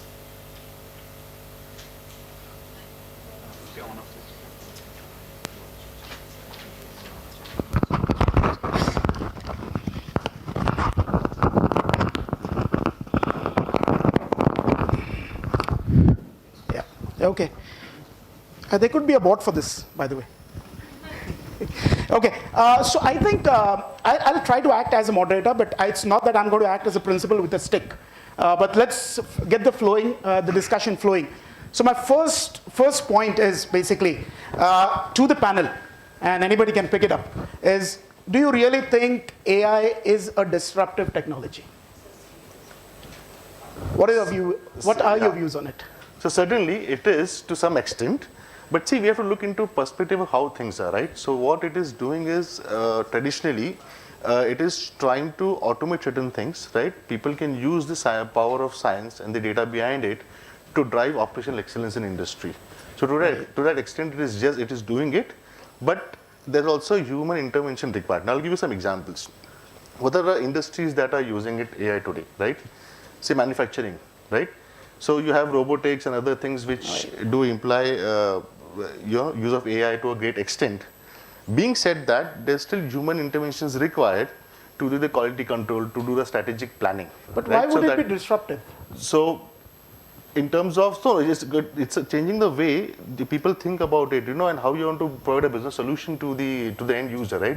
How do you use it to make the world better, right? So that way. Yeah, absolutely. I think Nasir nailed it, and it is disruptive because it is not one field. AI is everywhere. It is just like, we've given birth to so many babies and we don't know how to handle it. Isn't it a chaos? It is a chaos. You will see the hue and cry everywhere, and you need to address each one of that at the same time because it is just exploding. It is not just the number of, it is exploding to the extent that the multiple of babies are coming in. Correct. So many deviations, so many opportunities, variations, very rightly called. And how are we training these variations? It's only by the way we ask questions. So it is definitely exploding, but how can we handle it? By asking right questions. I think keep that in mind, is the questions, how we train them is how it is going to get trained. So definitely it is exploding. It is exploding. So I'll try and put a different perspective on the same question. I think when the Industrial Revolution happened in the 1900s, what really happened is that the human strength was replaced by machines back then. True. So, when things can't be lifted, get a robot to lift it. Okay, I want to reach to a certain particular place quickly. Horses can't take me that fast. Let's make a car to do it. And that's where human strength was replaced. And I think all of us have been consumers of that. All of us are using different devices, bikes, cars, or whatever it is. That is basically making sure that, things that we can't do, the machines are doing. With AI, human intelligence is going to be replaced. Okay, and that is like the biggest mindset shift that I can think of, because strength replacement took humanity forward. What about intelligence replacement? Now, 5 years back, if somebody would have asked me about AI, I know I would probably have replied a little differently. But I do follow a lot of these thought leaders and everybody else who's doing it. I myself try and dwindle around in AI a little bit. I think the biggest challenge right now that everybody is facing is that we don't know where we are going. And nobody can actually with confidence say that in 2 years' time this is going to happen. We've been talking about it. Things are changing like that. I go to bed with one particular thought or news article. Tomorrow morning that's just broken into pieces because some other model has come down that is actually making the model that we've learned. We've spent our time and energy on learning. Okay, so that has become disruptive. Would it be fair to say that it's kind of like an untamed animal? I would like to take that. So I've been kind of waiting for all along. The message that Nasir bhai passed on in the beginning, his entire speech was around the word use, right? How is the industry using it, right? And then probably a couple of words from your question was about disruption, and then a lot of word that flows around the market is innovation, right? So take a pause and then think about these three words. What is use? What is disruption? What is innovation, right? Innovation in the oldest, truest form, probably the first thing that we innovated was fire, correct? Because fire changed everything. But then is fire, when somebody lit a fire for the first time, did they have a big conference that, hey, he knows how to lit fire, right? Probably not, right? Because it is not fire that is an innovation. Fire became an innovation when people learned how to control it, right? Lighter was invented before matchsticks, right? Because people didn't know how to control matchstick, right? Put it in a small box and carry it with you, right? Lighter was easier. The point being, it can become an innovation, it can become a disruption when you learn how to control it and how to tame it, right? When fire was combined with a piece of metal, right? It became an IC engine, a 2-stroke, 3-stroke, 4-stroke engine, right? It was controlled fire, right? And then combine it with a tire, right? It becomes a wheel, it becomes a vehicle, correct? So innovation, it is like nuts and bolts of the industry, right? We have invented fire, now we are learning how to tame it, how to control it. Let me play the devil's advocate out here, okay? Right. And I'm good at playing a devil's advocate, by the way. When you talk about innovation, right? Does AI curb your innovative or creative thinking? I'll give you a very simple example, and it's my personal experience. My daughter, who is about 10 years old, my youngest daughter, she skipped a school a couple of months ago, and she had to write a leave note. I was damn sleepy. You know what she did? She went to ChatGPT, she typed a note, she came to me, and she said, sign it. That's where my question is leading to. Right. Is it curbing your innovation? Is it curbing your creative skills? What do you have to say with that? I would say it is yes. See, that's the reason why, if you see any creative field, right? I mean, Dr. Sir gave a good example about how we can make music, right? Yeah. And how we can sing and everything. Today also we see a lot of songs, that I've been recording, like new songs with Mohammed Rafi voice, Kishore Das voice, right? Today that is done. Yeah. But today you still have Arijit Singh and Sonu Nigam. Why? Right? Because the creativity, so people do that, but they lose the creativity, right? But at some point you still need to be creative, right? So you understand the purpose of a song, right? It's that touches your soul, it touches your heart, right? That expressions, the way you pronounce that word still required, right? That's why AI will not come into, right? So it will, in a way, you still need to be creative to do certain things, right? On the contrary, when you said it's, if you're using it for doing everything, right? Then of course it's going to harm your creativity. For example, I'll give you an example. Very recently, when I was doing some interviews of college pass outs, right? So I asked them certain things, and they told me about the project, they used Python R and all those things, right? I asked them what kind of probability distribution have you used, right? They were not able to answer that. So what has happened is, now you learn Python R, you know to solve a problem. Tomorrow you replace the Python R libraries, you're stuck. If you're not being creative to go down to the roots and solve the business problems, to debug the code, then it's a problem, right? So you have to limit, you have to decide how much you want to use it and how much you want to try to be conceptual. That's actually an interesting fact. Yeah, go ahead, Sandeep. I think the entertainment and to fill our lacuna, not all of us are dancers, not all of us are musicians, and that's the point I think Sir made, that I need not have to be a musician to get my music out of me.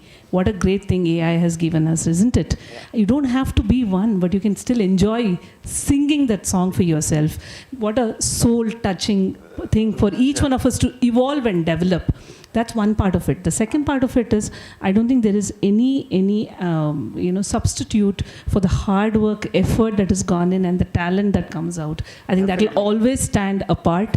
And I think these are two different things. Your daughter might have done it today. I think you'll have to only tell her that please don't sign, take the signature from me. It's okay as long as the letter is yours. Perfectly fine. Okay, but coming back to your point, Nasir, I think let's delve a little bit into the Python and the PyTorch which you talked about. So today, if I look at some of the interns or some of the freshers or some of the young graduates who come and join our organization, they are equipped from a skills perspective, but, and I'll be blunt out here, they lack domain knowledge. They do lack domain knowledge. How do we as industry perceive this, and what should we do to fulfill this gap? Because when I'm talking about domain knowledge, I'll give you a very simple example. Let's say I'm doing a healthcare app. Yeah? Necessarily the person who's developing that app is not a doctor, nor is he or her a medical practitioner. So that domain knowledge is not there. It is a do as directed kind of a thing. Right? How do we kind of try to close that gap? I think it starts off, first of all, domain knowledge or any knowledge. How do you decide what you want to do with your time? Yeah. Okay, you first need to identify what you're interested in, because domain knowledge is not like programming, that everybody else is doing. My friend is doing programming, so I need to do programming. Domain knowledge is something that once you decide that I need to get knowledge in this particular domain, do remember that that's going to stick with you for the next 20, 30 years. Okay, so it is an extremely important and a very conscious effort you need to put as to which industry verticals. Now, when I talk about verticals, it could be supply chain, it could be healthcare, it could be hotel management, anything. Do spend some time, in understanding what is going on. So one of the things that I keep encouraging, so that's something that I have. So I'm going to use a personal knowledge, personal example. My son has been, I've tried to get him into counseling and all that, but what's happened is that everybody said that he's all over the place. He's all over the place all the time. And what happened now, as we speak, he's in Malaysia karting right now. Now, if I would not have given him the different areas to go and try himself and fail, even for that matter, because one of my clients who's actually come down to India, he says fail fast. Okay, the faster you fail, the faster you know what to eliminate. This is the time for you guys to spend time and eliminate the things that you do not know, that leaves you with something old interest in that particular topic. You can then further that topic. But always remember, any topic that you decide to make your career, be it either vertical or be it technology, always strive to be the scholar of that topic. If you are not going to be a scholar on that topic, what's going to happen is that you're going to be surpassed very, very quickly by somebody who's chosen the topic because that's his passion or her passion. So always strive to be a scholar, and then the domain knowledge flows. So it is no longer a task, right? When we go to play cricket, it's never a task for us. We enjoy doing that, and you always excel into something that you keep enjoying doing. True. Yeah. Absolutely fine, absolutely fine. And I think I'll move into a different kind of an area where we'll kind of try to leverage on our experience and share it with the audience as well. I'll be the guinea pig. I'll start with myself as to how did my journey into AI start. So we never knew what AI was. All right, there was just a small concept. So I was working in HSBC for around 14 odd years, and at that point in time, it's the world's second largest bank, by the way. So huge chunks of data, huge, mammoth. Now the reports which were being created were manual. How do we automate it? So that's where the brainchild or the brainwave came in. And from there it started evolving. I'm talking about early 2007, 2008, 2009, thereabouts. So that's where the shift started coming in. And we started thinking, okay, how could we do it differently? And that's where I realized I had to get into the AI world. I need to learn certain concepts. I need to be aware about what I need to do in the future. And that's how my transition into AI world was. And then I started learning a lot of tools here and there, and then just picked it up. But I would like to pose this similar question to the panelists as well. What was your journey, transition journey into AI? Zia, if I may start with you first. Sure. So we had this use case where people were manufacturing cast for manufacturing buildings. So buildings, they don't get manufactured on the site anymore, right? There are factories who set up these beams and columns and walls and stuff. Yeah. And they wanted a transition from doing the estimation work, converting the architect's design into something that can be estimated in the factory itself, right? So they came up with an Excel sheet and they said that help us identify how long it is going to take for these designs to get converted into manufacturing cast AutoCAD designs. Okay. Right? And that is how we started looking at AI, at somebody that can get into those designs, read through the image, and then tell us how long it is going to take. And then it helped them provide estimates with a better accuracy. Right? So that was our first AI assignment where we kind of worked on it. That's right? good, interesting. Right. Yeah. Sandhya ma'am?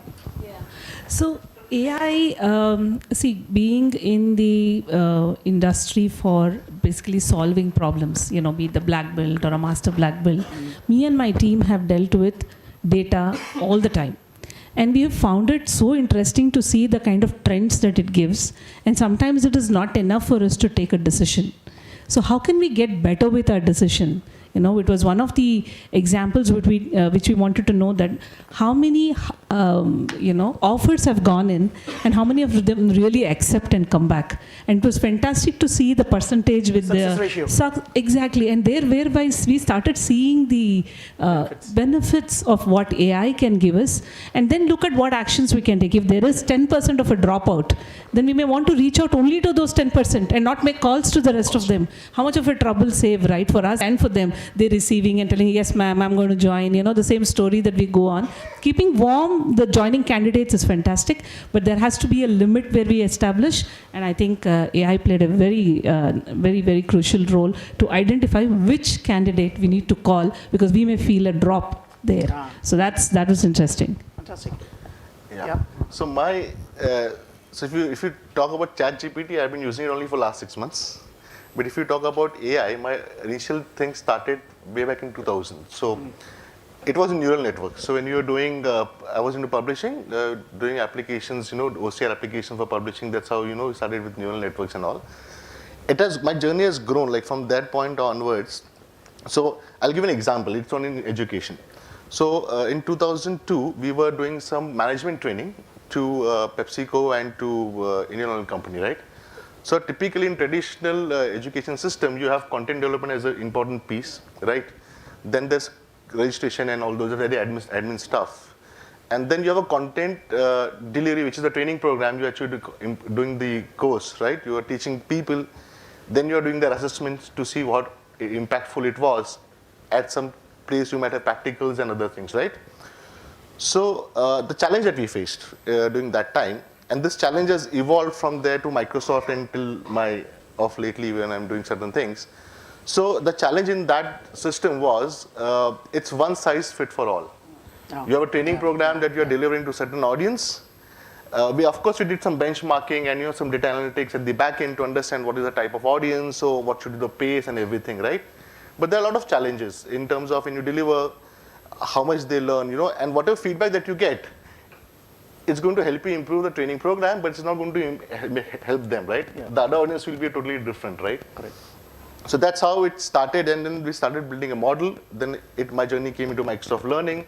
So Microsoft Learning has all those courses that they deliver, they do, right? Mm-hmm. So a lot of Prometric centers. So what we are trying to do is, initial part was all about data science.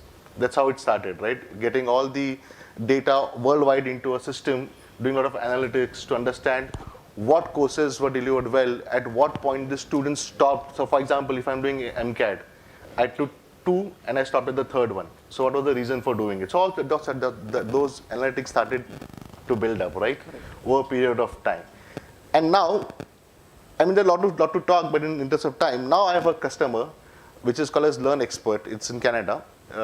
So they've solved the problem of content development quite easier. So what happens is, they go and talk to industry and they understand what need to be trained on, right? They do bunch of prompt to a system, there's a tool which we have developed, and using OpenAI and, you know, some of those Quen 3.0 models, and it will help you create an entire course content that is very much applicable to this audience. Now, so what they have done is, they've done the content development to delivering the content gap is being bridged.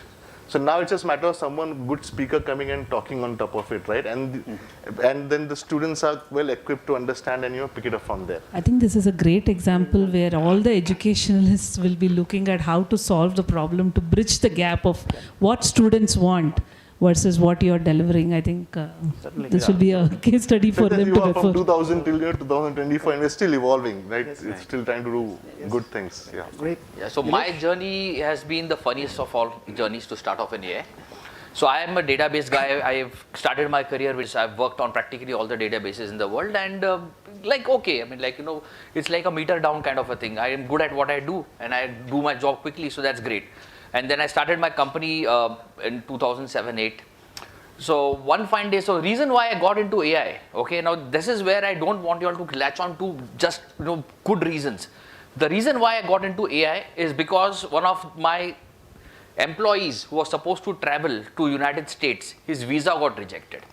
Now how about that for a reason to get into AI? Wow. Okay, and what happened is that he had gone for a US visa. He was trying to get an H1B. And he's brilliant, but he's not brilliant in answering. He's a data scientist and probably one of the top 5 in India right now. His visa got rejected. He got really angry. He said, I'm going to resign. And I'm not even aware of this. My wife tells me, Jaake unko mil ke aao, wo resign kar. I said, why should I go and meet him? There are so many employees. Well, no, but he's a good guy. I have met him. Go and meet him. I go and meet him. I said, chal niche jate, chai peete thoda sa. Let's talk about what is happening and why. Then he starts talking to me about certain ideas that he's got. And one of the ideas where I actually, I formed a company and I executed that idea, which is basically predictive diagnostics, where we ask you a couple of questions and based on the questions, answers, we were able to predict what is wrong with you with 75% accuracy. And this is pre-COVID days. So I saw an opportunity out there, okay, to do that with him. But even before that, when I was talking to him and then my client is saying that, I'm not saving enough money. So one of the easiest things that we said is that, okay, let's look at how you are. So that client was basically into shipping a lot of shipments to different locations. So this is how AI can actually help. What we did is that, okay, what time is your shipment leaving? The shipment is leaving at 9 o'clock in the evening by, let's say, FedEx. Okay. He said, okay, how about we leave the shipment at 7 o'clock instead of 9 o'clock by a UPS flight. These are basically shipping providers in the United States. Yep. Just by moving from 9 to 7, okay, the client was able to save $1 million. This is the power of AI. Okay, so again, he is a kind of a person who used to, all the time keep doing stuff like, kon chocolate khaya, so he'll keep the chocolates. His drawer was full of chocolate wrappers. And the reason why he was collecting those chocolate wrappers is that he wanted to find the trend analysis of who eats what chocolates in it. So see, he was not limiting it only to his work. If you like something to do, you will try to go and do everything. So that's how my journey started actually. Nilesh, I hope you have paid the royalty to your friend after getting the idea. Yeah. So, your employee. So, yeah. Great, amazing, interesting. Now, there is another phase of AI which I would like to touch upon and ask the panelists out here is the ethical angle of AI, right? Now I know innovation is what we talked about, but from the ethics point of view, whatever results and outputs do we get from AI, should we take it at face value? What is your take on that? Never. And how do we? No, let's say never take it at face value. What do you say, Zia? So if I were to start, I would say that AI, as good as it is still an evolving technology, right? It is not fully matured yet, and there are issues that people are aware of. It's called hallucination, right? So there could be scenarios when AI is giving you an answer, thinking that this is the answer that it could come up with. See, with AI, the way applications appear, right? That has kind of changed. Like we open our phone, there is an app for e-commerce. Right? AI can get into a mode where you open your phone and there's a prompt, right? Correct. And that prompt can provision an app at runtime for you, right? And it is built for the first time because you want to do something, right? You take a picture of your bookshelf and you say that, out of this, I want to sell off at least 20% of the books because I want to make more space, right? That app can get provisioned. It can create an e-commerce portal for you. It will sell those books off and then it will disappear, right? So the notion and the paradigm of applications and technology, that is kind of changing. But then we have to be aware of the hallucination problem, right? Yeah, it can come up with something that doesn't exist, right? And that is where it is going to lead into a different type of issues in the future. Yeah. And to add, I think ethical is, I think it has changed the way each one of us are going to deal with this. It's a lot of responsibility on each one of us.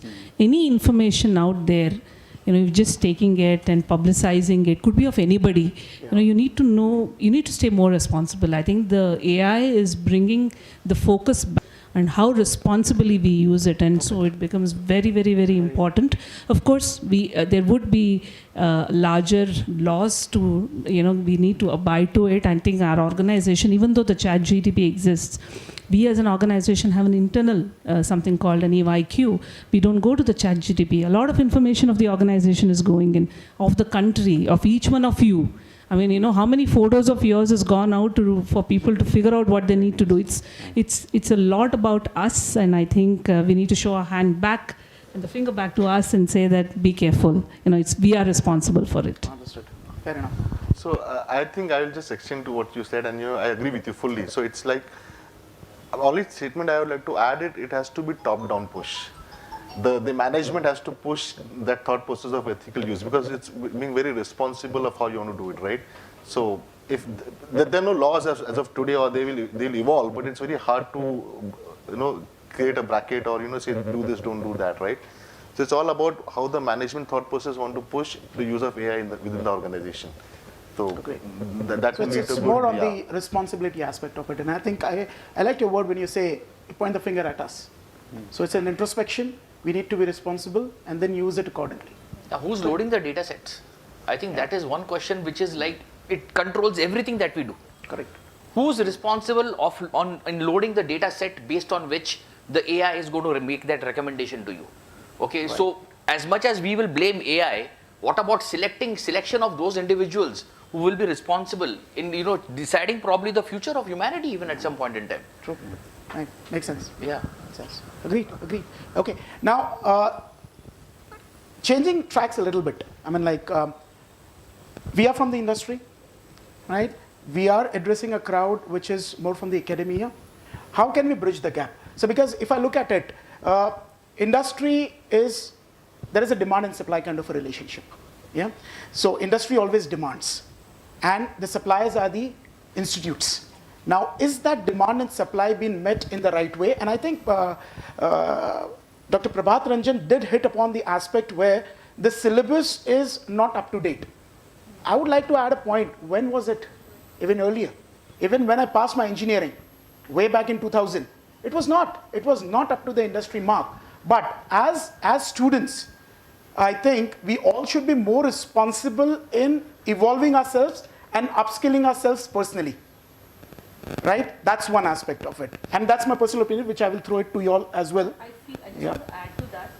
I think the gap is what I think they are not able to address, and the speed. Yes. See, the gap always existed, right? And we were trying to bridge that. The more we try to bridge, the gap has only increased, and it's gone to the extent where it is becoming difficult to deal with the existing processes and the infrastructure that they have. Right. I think that's the larger issue.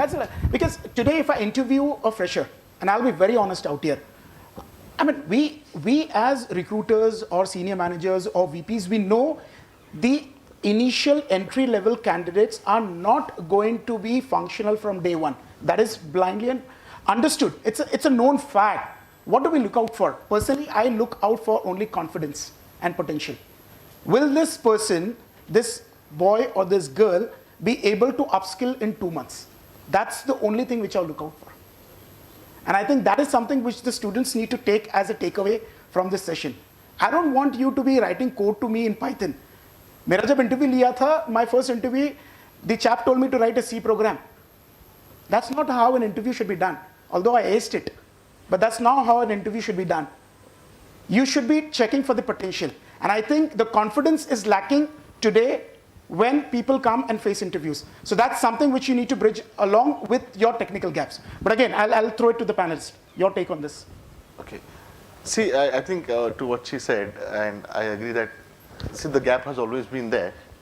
Only thing is, with the changing world, that gap is widening more and more, and it's going to be that way. So I don't think in a human capability we could do anything that we could catch up with that gap. But what I think, and this is a very different thought process which I know we do this in our company also in the interviews. We talk about, like, for example, I'll give an example. So we had a question of, on databases.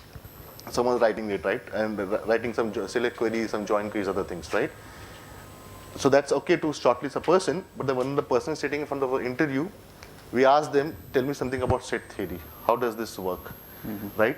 So when I talk about the other example of probability distribution, how it works. So what the way I think is, of course, the things are changing, but changing things, I would like to map it to the roots and see if you're strong at the roots. For me, it doesn't matter. I'll give you my example. When we used to do it in C, we used to use some linked lists and some queues, right? Then came C++ with standard template library, which offered some out-of-box libraries to me. Now then came collections, right? So person who started working in .NET knew about collections, but doesn't know about linked library, or it was collection I was able to adopt to it, right? Right. So even today, when we take a freshers, when we train them, we spend enough time explaining them 8086. If you're writing a command, if you don't know what computer is doing at the back end, then there's no point. So my way of catching it up is, make your roots stronger. Make it roots. Right? Like you talk about Java, you talk about libraries. Those libraries is fine. So that will change, right? If you know set theory, the SQL command will keep changing. As I'm talking today, there's a database called as ClickHouse, which is launched just 10 years back, and it is mostly used in advertising world. And so it's a very different concept. It works on a column-based search, not as row-based. Now all your select queries go for a toss. Right? But if you know union set, the combination, the set theory, it's just a matter of learning syntax for you. Right. The point is you should know what you want to do. Syntax will come. And that's where AI can be helpful, right? You say, hey, I want to do this in ClickHouse. This is my problem. Tell me the syntax. This is a smarter way of using AI rather than, doing it. But conceptually, you have to be strong. That's the point. Conceptually, you have to be strong. Yeah. Yeah. Yes, sir. Yes. Yeah, the sure. Question, Thank you. Interesting conversations. Yeah, you are. So, students, AI, one of the interesting use cases we've All right, thank you. So one of the interesting use cases we recently saw being adopted quite frequently is the use of AI agents for creation of CVs. So now, these days, I've been interviewing quite a few people, mostly people with very few years of experience, so a couple of years or so. But if you look at the CVs, that'll put my CV to shame. That's how. That's exactly how it is. The depth and the variety of topics and the claims made in those CVs is just enormous. And but what that tells me is that yes, AI can help you design a good CV, but it doesn't give you the wisdom to figure out as to what really needs to go in there. It's like the difference between knowledge and wisdom. So tomato is a fruit, but the wisdom is not to put it in a fruit salad, right? So, I mean that's the kind of balance and that's the kind of judgment that needs to come in with time. How to use it responsibly, how not to give away completely that the CV is really phony. Yep. So but I've seen a lot of people do that, and experienced professionals do it too. Fair enough. And of course those who are screening the CVs, the commodity that is shortlisting the CVs is the ATS. Every organization has their own ATS and own tools or systems, whether it is Workday or career portals, etc. So basically, what is being fed through the AI is also being screened and assessed through AI, and the human intervention or the ability to actually read the content has gone down drastically. So that's my two bits. So human intervention is going to drastically increase.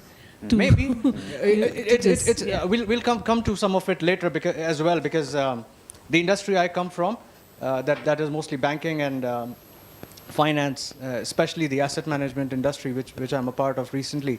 So yes, it could go either way.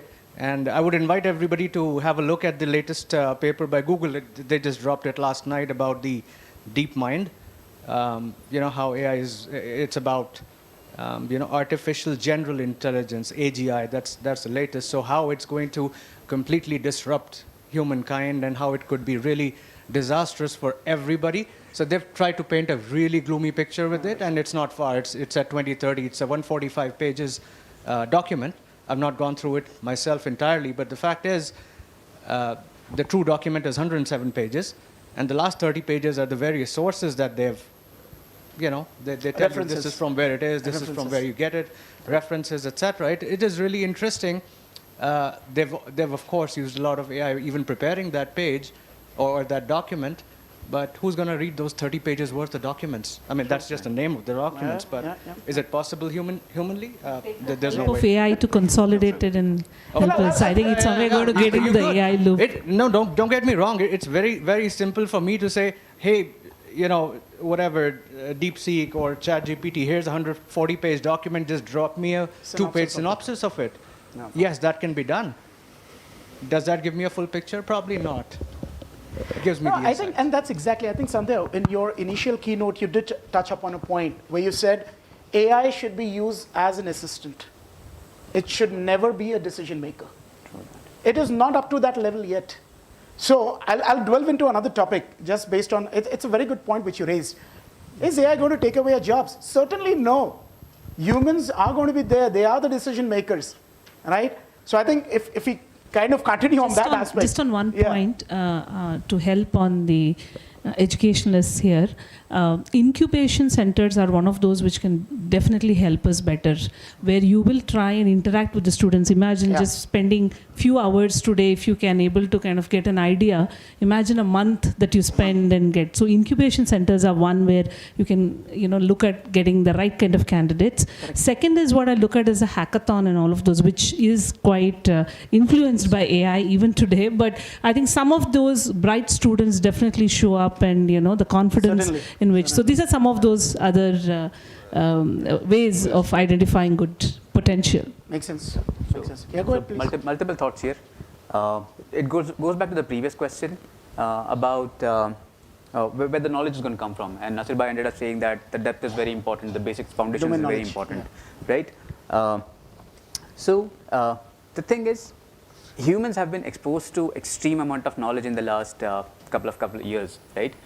Earlier, the knowledge that we consume in a day's time, in 2 days' time, it is something that people used to consume over a period of a year, 1.5 years, right? So because of that exposure of knowledge, a lot of things have changed, right? Foundation knowledge has become extremely, extremely important. See, with automation, we think that it is going to produce things really, really fast, right? But then what if automation is making mistake, right? It is going to make those mistakes extremely fast, right? And it is us humans who is going to put that final seal that this product that is coming out of this automation, it is correct, right? We have to develop that eye that we can say that what AI has produced is incorrect, right? I don't know what kind of television shows you watch. I am a lot into crime and detective stuff, right? There is a series called Unabomber on Netflix, right? Amazing. This guy took about 18 years to catch a criminal. And how did he catch that criminal? Because he noticed one single word that he used in his PhD thesis, right? That word gave him away. That the style of that alphabet was different. Exactly. Yeah. He was like, this guy is from a particular university, from a particular time. And that is how he started reaching out to that university, found that one guy who was submitting thesis in that format. And that's how he caught the criminal, right? So is AI really going to be able to catch up to us applying that intelligence in that scenario? That is something that we'll have to look out for, right? And then my point being that we will have to be a little better than AI in something that we do. We have to be very intelligent in a specific domain, right? And then this is probably the second question, that are the jobs going to go away? The jobs are not going to go away. Probably the jobs are going to become very, very specialized, that, hey, we have this AI and this AI is producing this, right? Can you be that person who puts that final seal and says that this AI is doing the right thing? Or can you start correcting that particular thing? So the nature of job is going to change, right? Jobs themselves are not going to go away. The nature of the jobs are going to change. I think on the contrary, the number of jobs are going to increase. You look at the internet boom at that point in time, around 2000, there was no role known as the content writer. There was no role known as a digital marketer. So these roles came into being. Similar to AI, there'll be new roles coming in. Data scientist. Who had heard about a data scientist? Right? Data analyst. Who had heard about data analysts? Right? Some years back. We had not. So these things are going to come into picture. So there will be more job opportunities. It is up to us. Do we have the appetite? As students, as to learn and to evolve. So I think job increase, I'd slightly beg to differ on that. Okay, job creation, but of a different particular skill set. I think the important bit is that the skill sets that we are taught in college and maybe, you know, in our jobs, okay, we need to get comfortable being uncomfortable. Okay, so whatever jobs are going to be created, maybe whatever skill sets you've acquired for the last 20 years, those are not going to be enough for you to stay relevant. Absolutely. We've been discussing this for a while now. So even for us, you know, we are trying to do new things because those are not the things that I'd like to do at this point in time in my career. But, you know, if I am like with 25, 27 years of experience, I am looking at reinventing myself. Okay, you guys who are, you know, fresh students, you all have got a tremendous opportunity because the field has been leveled. Okay, everybody literally starting from scratch. So it's not like I've got a lot of experience, I can beat you guys. You guys are on a very nice level playing field. And you guys are young, you guys are dynamic, you guys have got more energy than we'll ever have. So you guys are, when you're competing with us, yes, as we had already said, domain knowledge we definitely have. But you guys come with so much of vigor, so much of learning capabilities. That is what you need to leverage. Absolutely. So one of my LinkedIn posts actually says, so I have got this habit which happened 2 decades back. So my group, my technical group with whom I grew up, we have this habit that everybody reads 5 pages of a book before going to bed.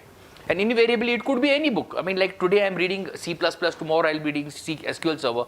But the thing is that by the end of 6 months, even if you've read a book, okay, 5 pages a day, and I'm not kidding about this, 5 pages a day of a book that you think you are interested in, you see where you stand next to anybody else sitting in this entire zone. Not only in the hotel, you can pick up anyone in this. In fact, that gentleman mentioned about a paper, okay, and he said that who's going to consume that paper, like 130 pages. Okay, try reading 5 pages of that paper every day and see where you stand regarding anyone else, including the panelists in the room. So develop a habit of reading, develop a habit of getting uncomfortable, getting comfortable. I think that these are the traits that are going to take you ahead. How you want to go ahead, none of us can say. None of us. Okay, because the times are changing. But what traits are required for you to go ahead in your life and become a successful professional?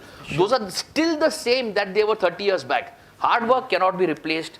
Okay, you have to basically do hard work to go ahead. If you're trying to skip that and thinking that AI is going to come in, meko kya karna hai? I'm sorry. Absolutely. That's not going to help.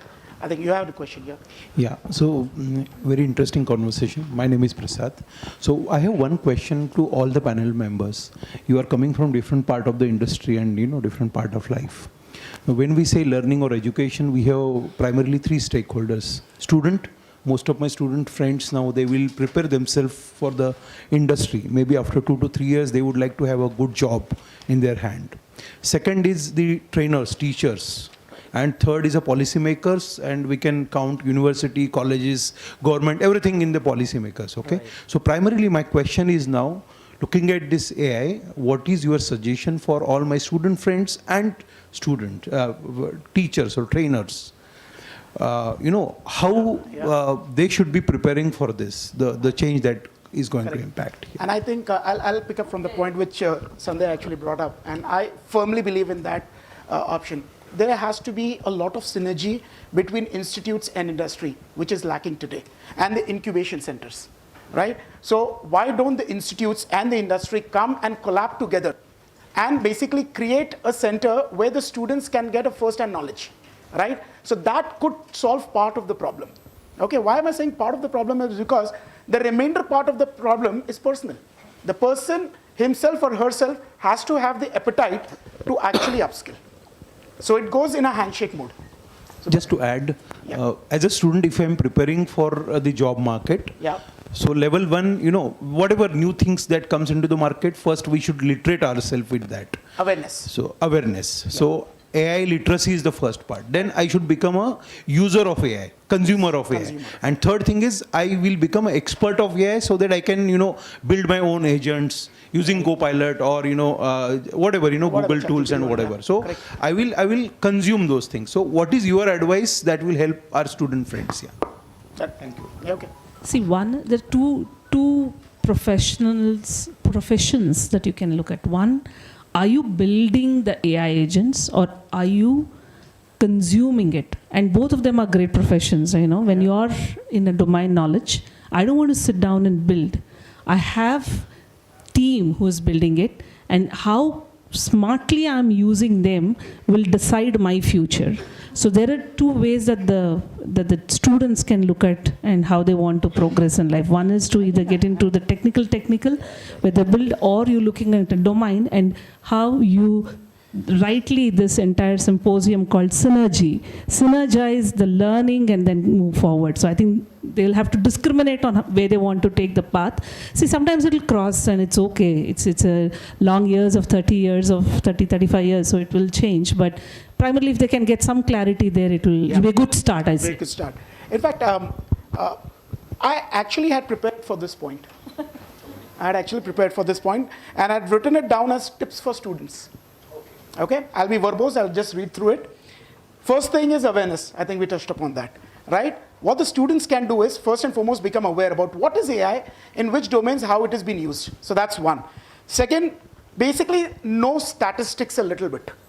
I'm not telling you all to become experts in stats, but know it a little bit, because when you're doing your data modeling, your LLMs and all that, stats comes into picture. So I think learn from that aspect. Maybe Python you can start off with. I'm not here to promote any technology. But you can start off with the basics. Try to create your own projects in AI. GitHub pe jao, projects banao. There are a lot of online competitions. Y'all can go for those. Compete in those things. You'll get your rankings. And as your ranking starts increasing, you'll start getting the confidence. So that's what I had written down. Stay updated with trends like what is Gen AI? What is responsible AI? Can anybody just tell me what is Gen AI, by the way? No, that's the bookish term. What is Gen AI? Gen AI kya karta hai? It is generating the content. Example? Like for example, you tell him that, okay, write a story. So he goes back into a Perfect. huge amount of content and generates a story. Exactly. So stay aware with respect to the concepts, what it is. Just don't go by the buzzword. I get a lot of people who come looking for opportunities for jobs who say, I want to work in generative AI. My first question to them is, Gen AI kya hai, pata hai? And they just give me a bookish answer. Start learning what are the new concepts. Stay in touch with the industry. So these are some of the points which I had written down. And yeah, I think we touched upon domain. Which domain you want to really get into? Finance? You want to get into healthcare? Start learning about those things. So that should actually give you a launch pad, if not more, anything more. Yeah, so you get students who probably must be getting papers or something written in ChatGPT. I mean, that happens because, it's all over the place, right? I think one of the best ways to go about it is give them an assignment. Okay, use ChatGPT and write this paper for me. So they've used ChatGPT, now they've come into a room, phone aside, everything aside, sit in front of me. Please critique the paper ChatGPT has made. Now they will know. Okay, please tell me what is right, what is wrong. So now what is happening is they've used ChatGPT because they will use ChatGPT. You have to train them for what they'll be using in the real world. However, once they bring that in front of you, this is not what you've done, this is what ChatGPT has done, please critique it. And in order to critique something very well, you need to understand that topic. That's why you can critique it. So I think these are innovative ways that we'll have to find out. I give another example. I am a motorcyclist also, by the way. So I created a company called Wingman X, and we've got a couple of interns from some colleges, did very well for me. And I was looking at certain problems to solve, and I said, okay, I'm going to use AI for that. And one of my friends is a good data scientist. So he said, okay, I'll do it for you. So the interns, I said that, see, it's a 4-month project. If you do this project, you'll learn these things, and he's just brilliant. The reason why they did not do the project, and it would have been a life-changing experience for them, is because they had exams. So what they've given off is, spending 4 months with one of the top data scientists in India because they have to go and attend exams. Isn't this also something that needs to be looked at? Everything has to be looked at from, all possible directions, because I was very disappointed. I love those kids. They are very, very diligent, always on time, did everything that I requested them to do in internship. But when the final big opportunity came for them to work with Tarun, they couldn't, because exams hai. Unka life change ho jata tha agar uske sath. I am telling you, one day with Tarun is like, maybe 20 years in reading a book. But see, these are the opportunities that get lost because we are still sticking to the old norms. Okay, exams. I would like to take a pause here, and somebody please keep a time check, because if we go on. Sorry. Are we good with the time? Are we good with the time? Somebody, I hope, is keeping a time check. Last question. So last few questions. Okay. 2 questions. Last 2 questions. Whenever some problem is posed to Generally, the first action is going to ChatGPT and asking for the answer. Right. So most of the students are doing it for project solutions also. So in such scenario, when lots of solutions are available, currently available, how do you drive innovation? And maybe at your industry also, I would like to know, obviously at industry, it won't be happening that if some problem statement comes, then ChatGPT is going to give the answer. That is not going to happen in industry. So students are not ready for such kind of innovative thinking. So how do you drive innovations in students? And at your industry, I would like to know how you are inculcating industry in your work, innovation in your work. I'll just take that, ma'am. The reason is, ma'am, there's nothing wrong if ChatGPT is the starting point, and that's where I think we all have to agree and accept that this is how it is going to be. And it's a big change for us, and we all are from the same era. So why are you going to ChatGPT? Why even I keep asking my sons, what is it you keep seeing on all the time? Because this is how it is going to be.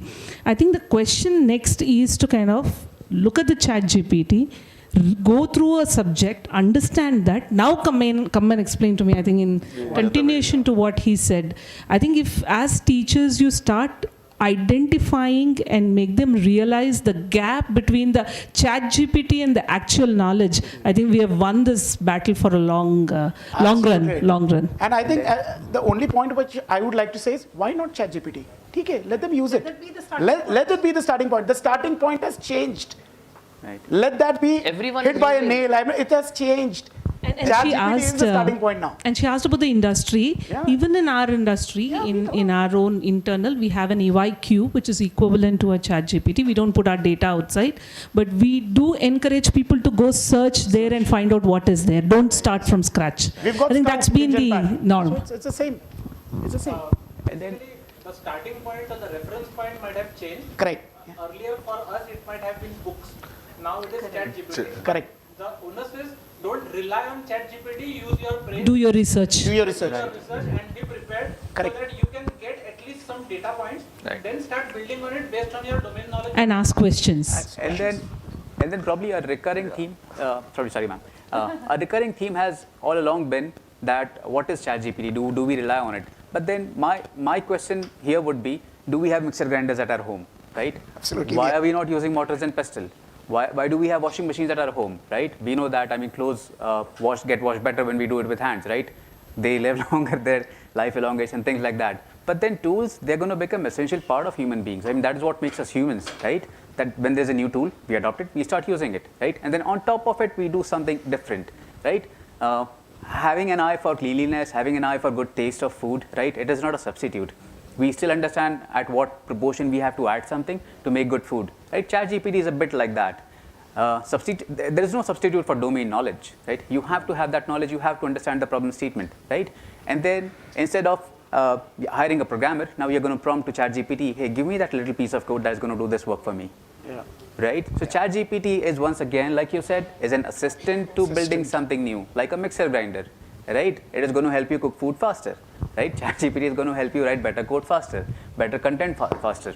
Well right? put. Prompt engineering is very important. Prompt now. engineering. So one of the things that some of my friends who are working in big companies keep telling me is that previously when the CEO is sitting with his C-suite and he's asking for data, he's asked for a particular report which is not available, he used to be told, sir, give me 3 days, 4 days, I'll get the report for you. Now in the meeting, okay, if the CEO asks for a report, this particular marketing department, let's say somebody from the marketing department top notch will just type, hey, you know what, I just need a data of the sales from the last, from March 22 to March 25. Okay, that's it. He knows how to prompt engineer. Prompt engineering is also a very key skill. Very key skill. Yeah, because ChatGPT is not just about giving one line. You can actually write a proper essay to get exactly what you want. But writing that essay, giving it the command in which ChatGPT can consume human input, that is also equally important. And I somehow feel that at some point in time, these AI machines will be coming up, and this could be a controversial statement, their own currency to deal with humans. Humans are getting employed. There have been instances where humans have got paid by these AI robots. So you think where the world is going. we will interact with, so some of us might even be working for AI robots for all we know, because they need to mine data, right? You're going with Mr. Keanu Reeves from Matrix. As he? Okay, but I think there was a question out here. She had a question, yeah. I have one question. Okay. So from an academician's perspective, from morning I am listening to all the examples. So one of the example was how a non-singer can become a singer using these AI tools. I can see students using these tools for their benefits. Fair enough. But will this lead to the paralysis of learning? Will this lead to them to stop thinking, just using the tools and applying them to gain their objective? So recently I was asking one of the students to write a conclusion, and in front of me she used Gemini, but she could not get the right answer because the prompt was not right. So I said, okay, fine, I'll help you out, and I used the right prompt and I got the right conclusion. But what I observed was the thinking part of the students, how to make them think now. They have the tools are readily available for their benefits, fair enough. They will get their objective, but will this lead to the paralysis of learning? You want to go? Okay, I'll take it first. Okay. So one thing which I would like to add is innovation is a habit. It always will remain a habit. The person who is innovative will always try to find ways and mechanisms of actually doing the things by himself or herself, right? Now, we are leveraging upon tools, which is fine. But is it leading to a paralysis? I would say no. It is an evolution journey. The way we thought about the mindset has to change. So we have to allow people to use certain things. Like what he said, it's a beautiful example. Mixer grinder, har ek ke ghar mein hai. But it does not cook food for you. It enables you to cook food faster, right? So we are using those tools to actually do things faster. Why to do things faster? Why do we want to do things faster? Anybody? Why do you want to reduce computational time? Why do you want to increase efficiency? To find time. Perfect. To do the right things. Yeah, to do more, right? Exactly. So why we are becoming efficient so that I can do more and more tasks. Today, I'll give you a very simple example. मेरे पास एक support team है. I handle one of the support teams. It's a huge team. We had a SOP. Somebody knows SOP, Standard Operating Procedures, right? It had 132 manual steps. Okay? I used to tell a guy, इसको execute कर. It was a reconciliation report, by the way. It took him one entire day. I'm talking about 4 years back. We threw it into a bot. It takes 2 minutes. I'm not exaggerating, guys. It takes 2 minutes. What is that guy doing? Uska job gaya? Nahin. I put him on some other task. You could do something. So, coming to your point, it will never lead to paralysis. But we as humans have to know when to put a stop to it. Navid, so my counter, not a counter, just an additional point to that is that are we trying to go faster, compromising the depth of what we actually know? Are we trying to do a lot of things, on the surface, whereas we also need to go a little deeper? I feel that's a phase. That's a phase. And I want to take the example of Bollywood, How many movies went on and on before the COVID? We saw stars and all of that.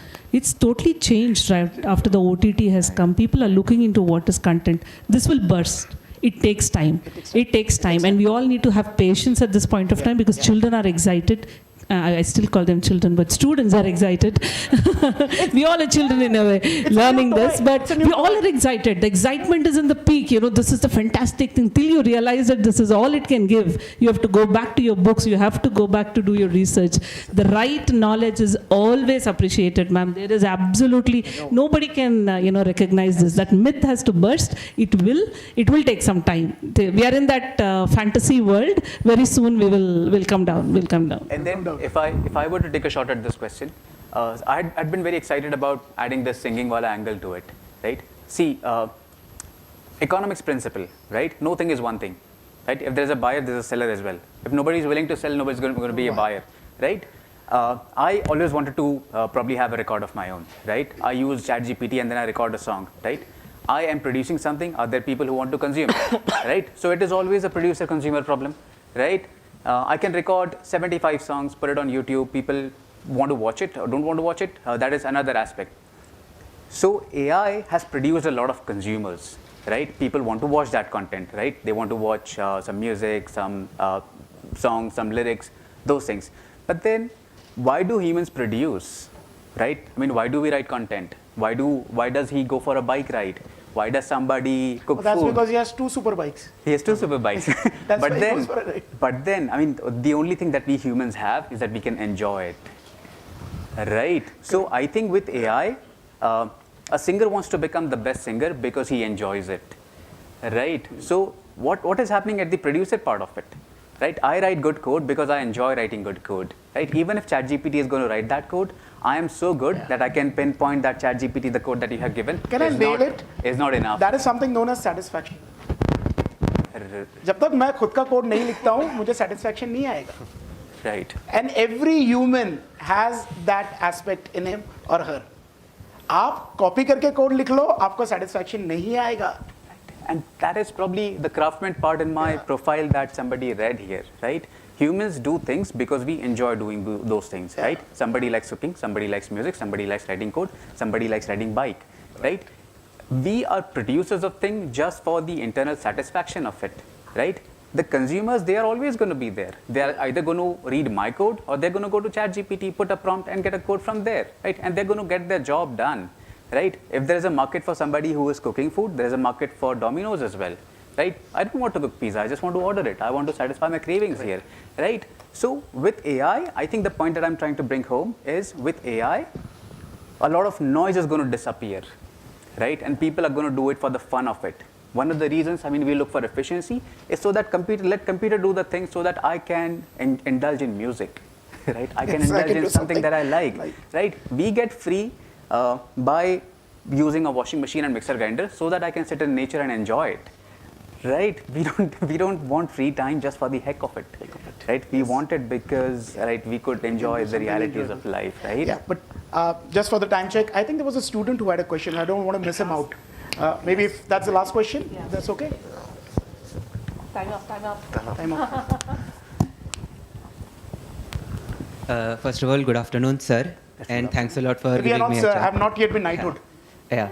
Sir, I have a question. Do you think acceptance is the problem? Because I am in a college, and when I use ChatGPT, there is a fear that the teacher will scold me or give more marks to a student who have not used ChatGPT. For example, 2 students, same problem, one solves it in 1 week, and one can solve that using ChatGPT in a day. In a day. Who is better, according to you? Depends on Output is same. There is no difference in the output. Okay. Who will? किसको आप ज़्यादा number दोगे? The one. It's that. Yeah. Question. This is a question for your professors. Maybe I. No, that's a good. I think Actually, that. No, so I wanted to see. I'll tell you what, right? See, this is the shift that with ChatGPT we all need to change, right? Rather than looking at quantity, we need to look at quality. So we as mentors and teachers, it's not a thing of how fast or how many number of assignments you have submitted. What was the quality of it? Absolutely. So that's the onus of responsibility to make you better, and to that links to her question also. That is that going to make you passive, make you more less creative. It's us to push that agenda, right? I mean, look at the quality, and make sure that there's enough quality and thought process gone into that assignment. Okay. I'll take it in a very different way. I'll take it in a different way.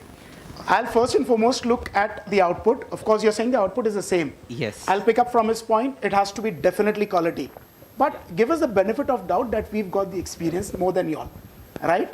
That's where we will come into picture to analyze who is selling himself or herself better. Correct. And that's how I will decide. Sir, but I think I have another question also.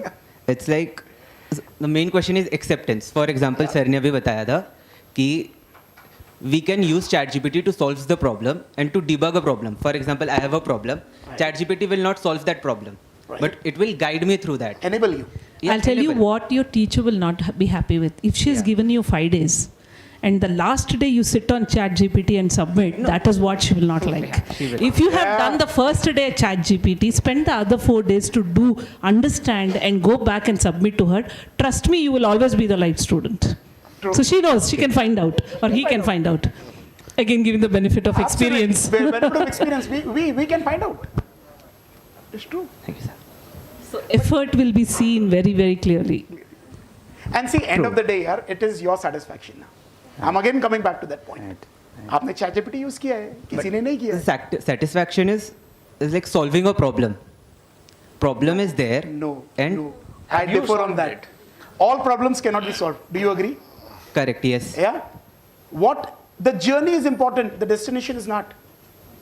Okay. Right? Yeah, true. Correct. So I how got much my effort answer. have you put it in that journey? That counts, na? True. I would prefer going on a road trip, and I think me and Nasir do that most of the times. I would prefer going on a road trip in a car rather than in an airplane because of the beauty of the journey. The destination is not important. Remember that. Thanks a lot. Welcome. Anything? Time check? Anybody? Yeah.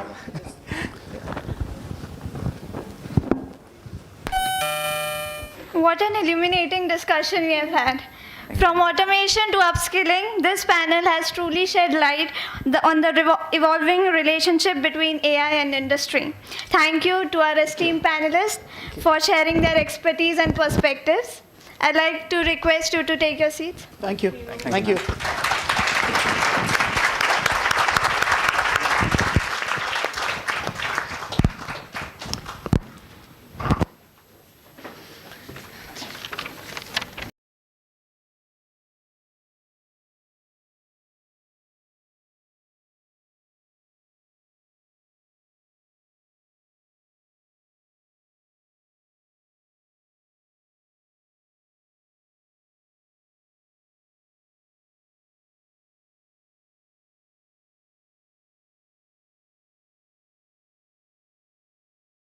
Development, team bonding, conflict management, and human potential enhancement.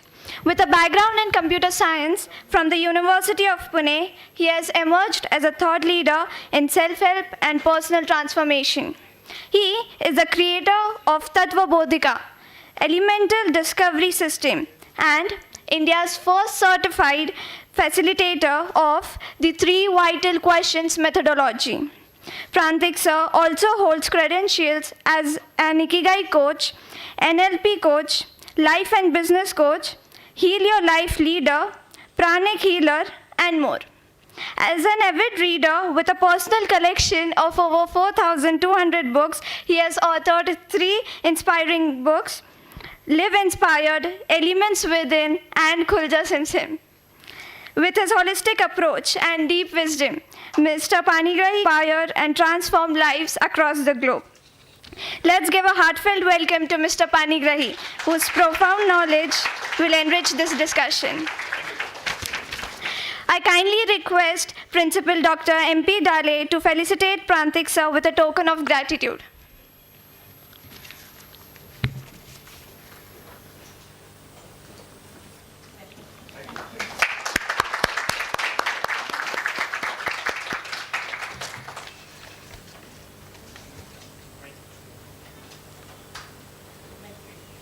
We are deeply honored by your presence, sir.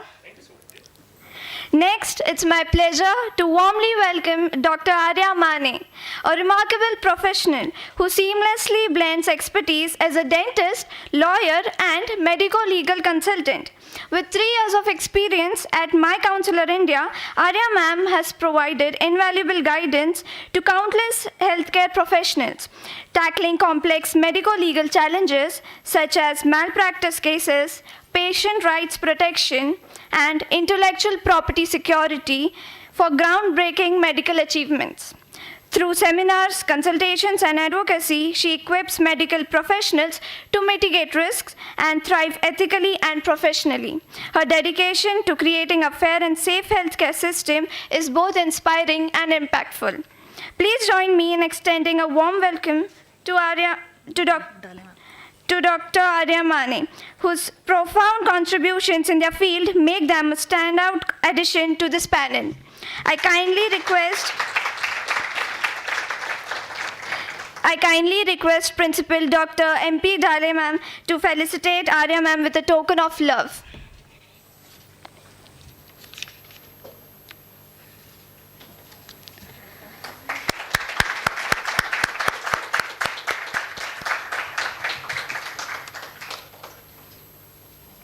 Your presence here means a lot to us, ma'am. Thank you. Carrying on, it is my honor to present Mr. Sharad Bhanu, Vice President, COO, and Chief of Staff Office at DWS India, Deutsche Bank Group.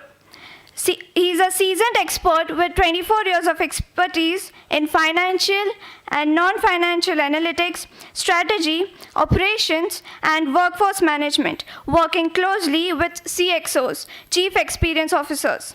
He is a strategic thinker with a results-driven approach. With a strong leadership background, Sharad sir has successfully managed and mentored diverse teams while fostering collaborations across functions at GE, Bank of America, Barclays, HSBC, and Deutsche Bank. Passionate about prioritizing custom-centric solutions and multi-level business relationships, Sir is attuned to global business, cultural, and evolving landscape, navigating complex challenges to drive impactful outcomes. It is a true pleasure to welcome Mr. Sharad Bhanu to our discussion, as their expertise promises to elevate our dialogue to new heights.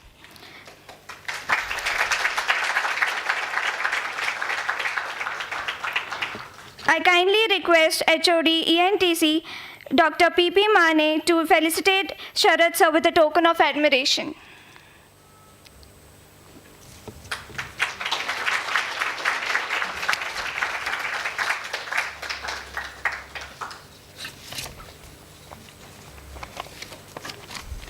A warm thank you to our esteemed panelists and audience for joining us. Today, we are exploring AI's transformative influence on banking, law, and social sector, the areas critical to a societal framework. Let's open the floor to our panelists to share their valuable insights on this vital topic. Am I audible? Yes, so good afternoon everybody. We do not have a moderator here and we're doing it a little differently. So we all are from very different fields of different sectors basically, and we want to talk about AI, right? So we thought that let's just talk about our topics individually so that we can connect more, because there's less of intersection here, right? So there are three sectors that we'll be covering. Initially, we'll be starting with Mr. Prantik, who's a life coach, and he'll be talking about the societal issues that we face because of AI, and maybe the positive aspects of it as well, right?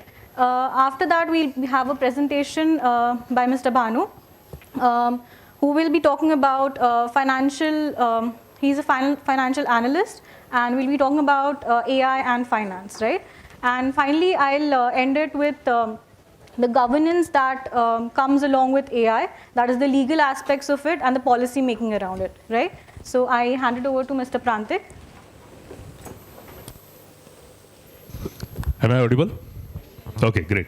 So I rather stand and do it, but I'll do it in a different way. Is that okay? I want everybody to stand up, please. All right, let's stand up. And completely shift your place. Like all the people on my left hand side will move towards the right side. Right side people will move towards the left hand side. And also don't sit with the people that you are sitting with right now. Completely different. Don't get along with those same people that you are. I'll be careful. This is AI, na? If you're not careful, you will fall down.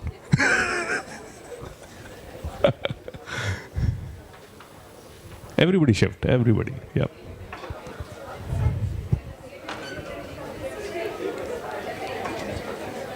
Please have a seat. Places. This group, students group, are you sitting with the same people? Then shift. Don't sit with the same people. The rule is don't sit with the same people.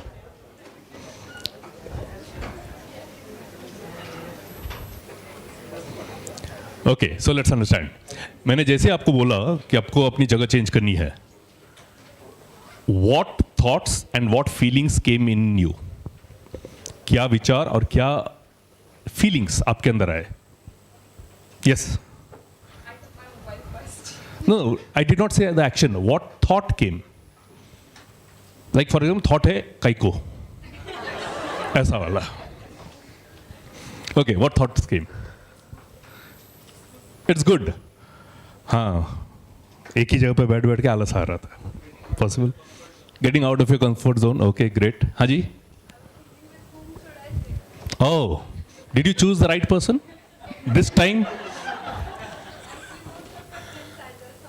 So that's what I chose. Did you choose the right person right this moment? You're sitting with the right people? Great. God bless. Okay. So मैं किसके साथ बैठूंगी? Okay. और क्या आया? Why? हाँ, why? Okay. और?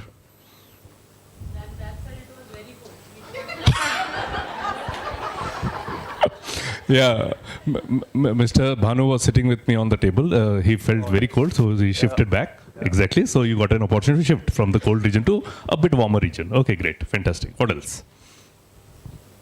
What thoughts?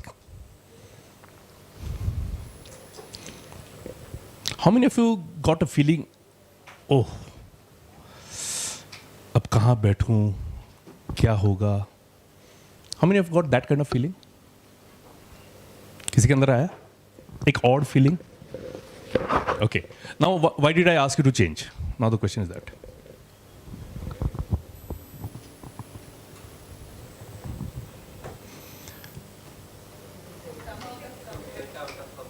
To get out of that is too technical, too bookish. Energy shift. नहीं, very simple. मैं अलग-अलग एंगल से ज़्यादा अच्छा दिखता हूँ. Okay. So the whole idea is adapting to AI is exactly this way. जब कुछ नया आ जाता है, so it's a completely entirely a different shift. और उसको shift करते हुए कैसे adapt करेंगे, कहाँ जाएंगे, will I have to get out of my comfort zone, will I be comfortable with that, अब मैं किसके साथ बैठूंगी जैसा वैसा वाला आया था, where can I use it, ये सारा चीज़ है. So my way of helping you understand is through experiential. So जो shift करते समय जो भी विचार आया, जिस प्रकार का feeling आया, good, bad, comfortable, discomfort, जो भी आया, वो सारी चीज़ें एक न्यू चीज़ों को अडेप्ट करते हुए होता है. And is this the first time that we as humans are experiencing such this kind of change? So when did we experience last? COVID के टाइम पे पढ़ाई भी ऑनलाइन हो सकता है. Right? Who imagined? We Indians never, क्योंकि हम Gurukul principal से आते हैं, हम जब तक आमने सामने बैठ के सीखते नहीं होता है. This morning I was talking to somebody and वो मैडम मुझे पूछती है ऑनलाइन आप वर्कशॉप करते, बोले हाँ इफेक्ट आता है क्या, बोले हाँ मैडम मैंने अडेप्ट कर लिया है, पर हमको फेस टू फेस मज़ा आता है. बोले हाँ बट अडेप्ट करना पड़ा कोविड में. राइट. So great. व्हेन और कब एक्सपीरियंस किया हमने ऐसा?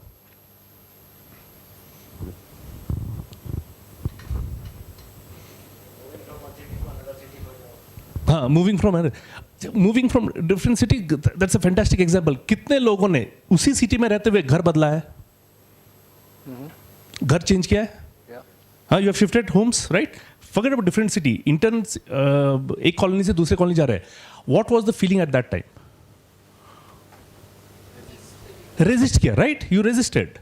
यार जाना है क्या, अच्छे खासे पड़ोसी थे, शक्कर दही मिल जाता था. So we have experienced that also. और कब? Smartphones, right. एक कंपनी बंद हो गई, स्मार्टफोन को अडेप्ट नहीं किया. So the idea is you may like AI, you may not like AI, but you cannot avoid AI. अभी तो AI तो बहुत ज़्यादा तेज़ी में है. AI हमने पहले कब यूज़ किया था? स्टार्टिंग में गूगल ट्रांसलेशन, गूगल मैप्स, ये सब स्टार्ट हुआ था. How many of you have heard stories from parents और ग्रैंड पेरेंट्स कि ट्रेन से सफ़र करना बहुत डेंजरस, फिर कुछ दिन के बाद आया फ्लाइट से सफ़र करना बहुत डेंजरस. आज फ्लाइट के बगैर जाते नहीं है, right. We have this water bottle, right. Somebody came with an idea कि हम बॉटल में पानी बेचेंगे. इंडियंस ने क्या बोला? पानी पिलाना पुण्य का काम होता है, तुम बेचना चाहता है. अभी देखो क्या कर रहा है.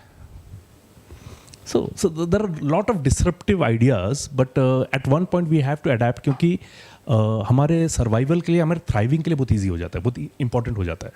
So AI is exactly like this, सब कुछ है. Now there are lot of beautiful जो पैनलिस्ट आए थे, ब्यूटीफुल डिस्कशन हुआ, I really loved it, enjoyed it. And Navid साहब कहाँ गए? अमेजिंग मॉडरेट किया, amazing questions, thank you so much for this experience. उसमें एक चीज़ है कि AI डिसरप्टिव है, मे बी. हमारा सबसे बड़ा challenge in AI is the unpreparedness. That is the most dangerous part, कि अगर हम अनप्रिपेयर्ड हैं देन मुश्किल है. यू आर अनप्रिपेयर्ड ना, मैं शिफ्ट करने बोलूँगा और जैसे शिफ्ट करने बोला, अरे ये क्या हो गया, वाई? क्योंकि हमको होटल वाले ने बोला है कि बीच बीच में उठाते रहो, कुर्सी ने भी सांस लेनी होती है, तो ऐसा बोला गया है. So I took that responsibility. So our unpreparedness is the major challenge. Okay. Now I talked about the feelings part. Whenever anything new comes up, the first thought or first idea is resistance. And the resistance comes from fear कि क्या हो जाएगा. And हमारा जो fear AI को लेकर भी है, वहीं पे हमको we need to overcome. No matter what, we can have the best script. Resume बता रहे थे, रेज्यूमे बेस्ट बन सकता है, कोई डाउट नहीं इसमें. बट जो आपको इंटरव्यू करने वाला है, वो उस रेज्यूमे को पढ़ के क्या फील करे और किस प्रकार के सवाल पूछेगा, उस पर डिसाइड होगा कि आपको जॉब मिलेगा कि नहीं मिलेगा. एक स्टूडेंट ने पूछा, यू आस्क्ड राइट, कि एक दिन में चैट जीपीटी का कोडिंग करके आंसर सॉल्यूशन ढूंढ सकता है और किसी को एक हफ्ता लगता है. सो क्वालिटी है, क्वांटिटी है, वो सब अपनी जगह पे है. I really respect that also. But additionally एक और भी चीज़ है, how are you developing in that process, check that out. क्योंकि कितना भी बोल लो, इमोशनल आर्टिफिशियल इंटेलिजेंस ला नहीं पाएगा. यू मे बिलीव कि चैट जीपीटी शायद हमको बहुत जल्दी सॉल्यूशन दे सकता है, बट जो ह्यूमन लेवल पे ट्रस्ट है, वो कौन डेवलप करेगा? Okay, so at any given point of time, okay, we can use the technology. अच्छा, मोबाइल पे आजकल हैप्पी बर्थडे हो जाता है ना. कितने लोग फ़ोन करते हैं, अपने फ्रेंड्स को फ़ोन करके विश करते हैं? Just raise the hand. You phone and wish. Okay okay. अब बताना वो एक्सपीरियंस, जब आप फ़ोन करके विश करते हो, उसका एक्सपीरियंस कैसा लगता है, उसको कैसा फील होता है, उसका क्या रिस्पॉन्स आता है? अरे फ़ोन करके बोल, मैं I have a habit of calling up and wishing. Phone क्या तूने? बोले हाँ तेरा बर्थडे है. नहीं, सब तो व्हाट्सएप करते हैं, मैं नहीं करता, मेरे को कॉल करने का अच्छा लगता है. ये जो कनेक्शन है, ये ह्यूमनली पॉसिबल है. आपका कोई दूसरा चैट जीपीटी नहीं ला पाएगा. अगर दुख होता है, किसी को हम ढूंढते हैं बात करने के लिए, we don't chat with chat GPT. Chat GPT क्या बोले? सिट एंड मेडिटेट, लंबी सांसें लो, 4 सांसें. हाँ, बट मुझे जो फील हो रहा है, मुझे जो रिस्पॉन्स करना है कि आई बिलीव इन यू, मुझे जो एक छोटा सा टच चाहिए, हो जाएगा रे सब ठीक, ये कौन देगा? So my whole idea is you use the technology, it's best for us, it is designed to serve us, it is designed to help us out. जल्दी काम करके जो फ्री टाइम मिल जाता है ताकि और बोर हो जाओ आप, तो क्योंकि हमें मालूम नहीं है फ्री टाइम का करने का क्या. Somebody came to me for coaching, बोले कि I have a problem with my wife, we both are fighting, and कुछ भी करो, कैसे भी करो, मतलब हम दोनों का काउंसलिंग करो, and so that हमारा फाइट बंद हो जाए. बोले ठीक है, तो फाइट बंद हो जाएगा, क्या हो जाएगा? मतलब we'll have peaceful time. Okay, great. Now my question is, what will you do in that peaceful time? We'll do something. No, define that first, because if you don't have that defined ना, वो peaceful time का करने का क्या? So people get messed up with that. So जब खाली बैठ जाते हैं और बोल रहे. Yesterday I was talking to somebody, that person said, नमन नाम है उसका. नमन was saying that मैं अपना जॉब छोड़ के बिजनेस करना चाहता हूँ. बोले ग्रेट, जॉब में कितना टाइम जाता है? बोले 8 घंटे. जॉब छोड़ देगा, बिजनेस करेगा फुल टाइम? हाँ, मैं फुल टाइम करूँगा तो हो जाएगा. 8 घंटा फिल कैसे करेगा तेरा कैलेंडर, मुझे वो बता. वो हो जाएगा नहीं, कैसे करेगा? Do you have that client, do you have that contact जिसको फ़ोन कर करके अगले 30 दिन के लिए रोज़ 8 घंटा तो बुक कर सकता है. अगर नहीं बुक कर सकता है ना, जॉब में रहे. So the whole idea is, when we get free, and if we do not have a plan, we again destroy ourselves rather. Not disrupt, but destroy ourselves. So use the AI, have some free time, but have a plan of free time में क्या करोगे? Like पिछले panelists बोल रहे थे ना, you can spend some time in music. You can spend time in learning something. But get that plan first. So this is what I wanted to share from my side. Okay, I hope it was useful. So we'll listen to the other people. They are much more intelligent than me, and that they have got some better information for you to learn. Okay, thank you so much.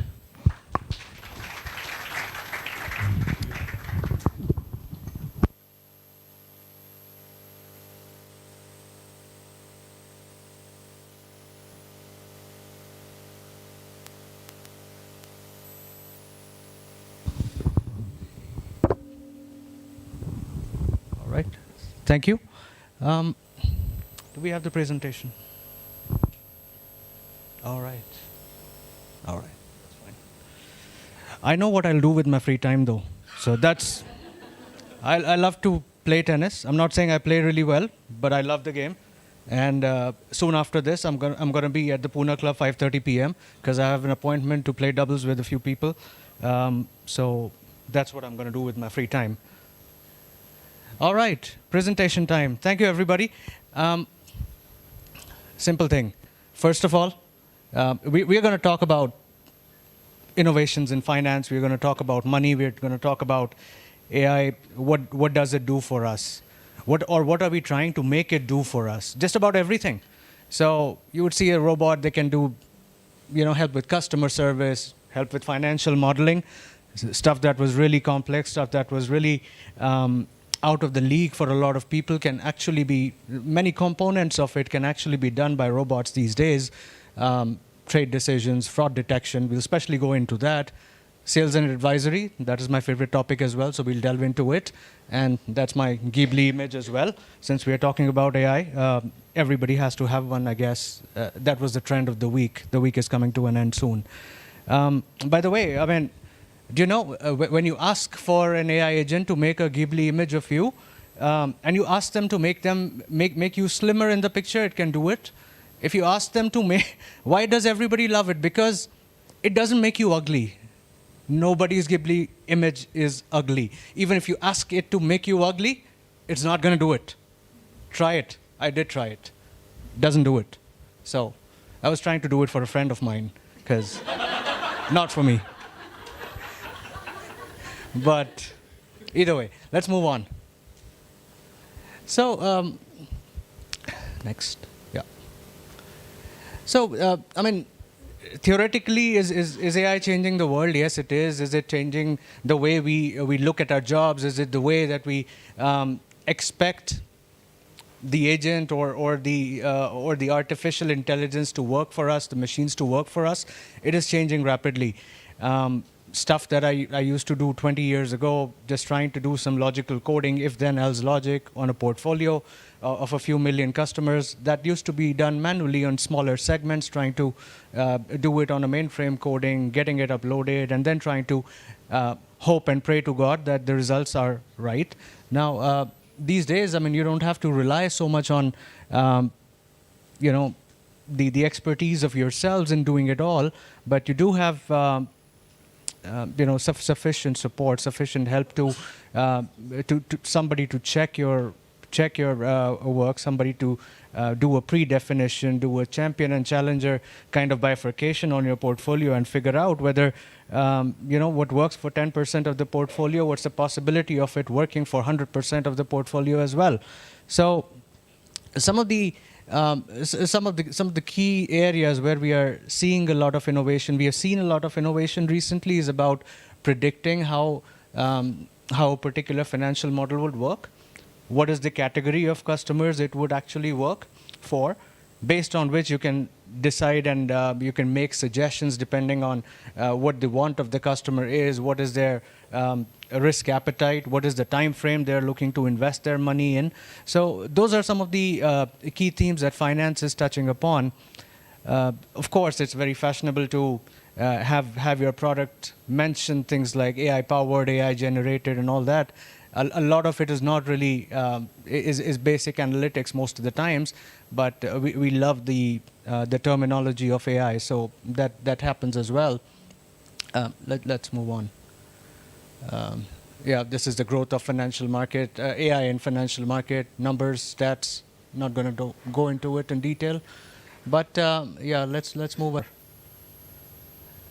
So primarily, I was having a conversation with Nabega ma'am, and she suggested we briefly touch upon fraud analytics or detection of fraud. So with millions of transactions happening in each financial institution, and all the financial institutions are connected to each other. So any client that we would work with, they're institutional clients, which means they're another financial institution, an insurance company, or a municipal corporation of a particular city who have millions of euros or millions of dollars to invest.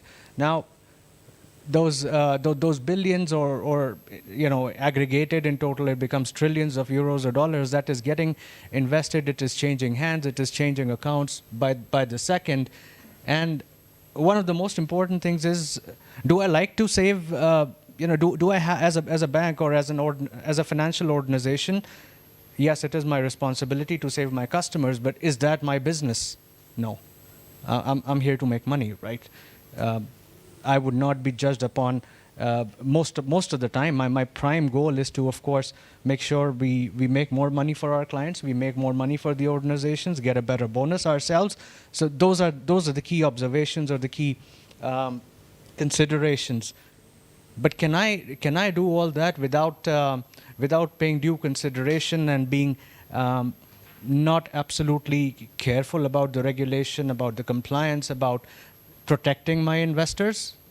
Not possible, because the SEBIs of the world and the other regulators, the BaFins and SECs of the world, are very quickly going to come back and ask me 100 questions and get into an internal audit, external audit, and that is not worth the.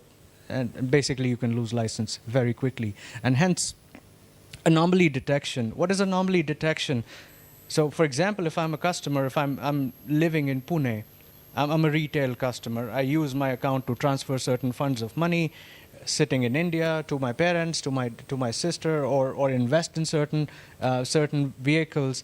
But suddenly, one fine morning, the system detects that I'm using using a computer in Syria and trying to do a transaction. That is an anomaly. One, because it's a zone where we are not supposed to do business with. They're a banned entity for most of the financial organizations, but also the fact that a customer of the bank is located there or showing as a location over there and trying to make a transaction, that itself is a big red flag. It'll be, if I were to only rely on human intelligence, the ability to look at that transaction, the ability to flag it, the ability to communicate it would really be slow, and it would take forever. And the bank is not dealing with just one such transaction. There would be more anomalies. So dealing with each one of them manually would mean to have as many people monitoring those millions of transactions, and hence tackling those anomalies, reporting them, stopping them is really important. Other things, network analysis. When we talk about network analysis, we are looking at our own networks very closely, our own. When I say network, it would mean everything to do with every application that an organization would use, everything to do with every login attempt that goes into that organization's network. Also, who are we dealing with? What are the counterparties we are dealing with? The other financial institutions, and monitoring the transactions, not only of the retail customers, but understanding if there are any crawlers within the network. There are crawlers that are used by the likes of Google and Bing to figure out which websites are being visited at what time, and what is the traffic at what points in time from what locations, etc. And then there is scraping. So crawlers and scraping, very different features. But if there are malicious scrapers which are within your network, it could cause havoc very, very quickly. And we've seen some of these these instances in recent times, some through collusions by the employees, some otherwise. Who has heard about Wazirex, the traders, the trading arm which used to deal with all the cryptocurrency? They were hacked recently. They lost like 300 million of people's money, people like you and I, because they were not careful enough, or their systems were compromised. They were not monitoring their systems fully well. So, heavy price to pay. Other things, text analysis, we heard about that. Identity verification, we heard about that. Adaptive learning, we heard about that as well. But the fact is, what a machine does is, unlike humans, it does have immense capacity or ability to make sure that it stores the data, processes the data, revisits and reutilizes that for future references, for future such anomalies which may have been reported or seen in the past, adds it to the database, so as to say, figuratively, to the database that is kept as a central reference to look at more similar disturbing or anomalies which could be seen. Let's move on. A quick glance of traditional versus modern fraud detection. Again, as I mentioned, high level of human dependence traditionally, and very simple implementation, which was mostly manual in its nature. With AI and ML fraud detection, there's of course pattern recognition, real-time analysis, real-time message sending, and making sure blocking of transactions happens, or we are able to retrieve the information much more quickly. So the implementation is severely complex. Is it worth it? Yes, it is worth it, because we have to save the investors money, and we need to make sure we stay away from the regulators, bad books as well. Yeah. More about sales and marketing. So most of the organizations these days who are dealing with a larger number of customers, they would typically use an application called Salesforce. I'm sure many of us would have heard of it or might have known. Salesforce is a fantastic large organization, and they provide sales and marketing solutions to most of the financial industry and other organizations as well. It is beautiful in a way that you're able to segment millions of your customers, targeting, being able to figure out what is it that I'm trying to achieve, define a target, define a segment of your products, and then figure out, and the system would also tell you these are the segments of customers with X to Y behavior score, X to Y BNI score, A to Z of or A to C of bankruptcy indicator score, and this is the history that they have. So based on so many segmentation criteria and ability to look at a very small section, selected section, after verifying and looking at more than 100, 200, 500 variables, it gives you that select data set which you can actually target to maximize your sales. So that is the power of large-scale, data management, ability to figure out which is the segment that's going to be most crucial for your sales, for your growth in the long term. At the end of it, it's all about generating revenue, getting to the right customers, the ability to customize the messages as well. It's not just about sending an email for making a sales, or sending a message, asking them to look at your product, but the way it is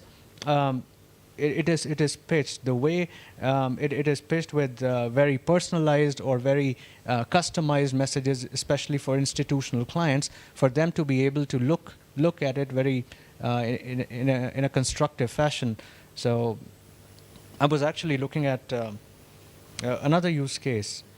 Again, this is slightly different from the fraud detection or sales. I was asking somebody the other day, how is it that the organization is working in terms of, let's do a comparison of our Q3 and Q4 annual reports. So we did have the numbers. So generally you would have an annual report telling you, here's the profit before taxes, here are the total expenses, the different items in your expense statement. That tells you the numbers. But do we have the ability to look at at how the tone or the messaging from the organization changes. So yes, we do. So an aspect of it that we briefly talked about, can we summarize 200 pages of an annual report and get it to 2 pages? Yes, we can. So it's easy to say, this is the message 2 quarters ago. This is the message from last quarter. Let's do a comparison. But the beauty of the AI or the agent that we were working with, it goes through the 200 pages. It does not only tell you the trend of numbers, it tells you the tone of the messaging. Is the tone from the top for, deliberately or by chance, or the way the message is being, or the numbers are being portrayed, does it show me that the company is confident enough of doing a much better first quarter and the second quarter this year? If you look at that kind of analysis over the last 4 or 5 quarters, you would see whether the messaging, the tonality of the message is consistent or inconsistent. Are we saying good things, great things in one quarter, or going down in our message on the second quarter? Does it go up back again? So if I just read it by the naked eye, it would be very difficult for me to figure out, because looking at 200-page documents on 4 quarters, not really easy to assimilate and grasp and assess all that information. But with the help of AI, that tells me whether the tonality and the intention behind the management's words, does that remain consistent? Does that remain progressive? Does it really hold value for the investor to make the right choices?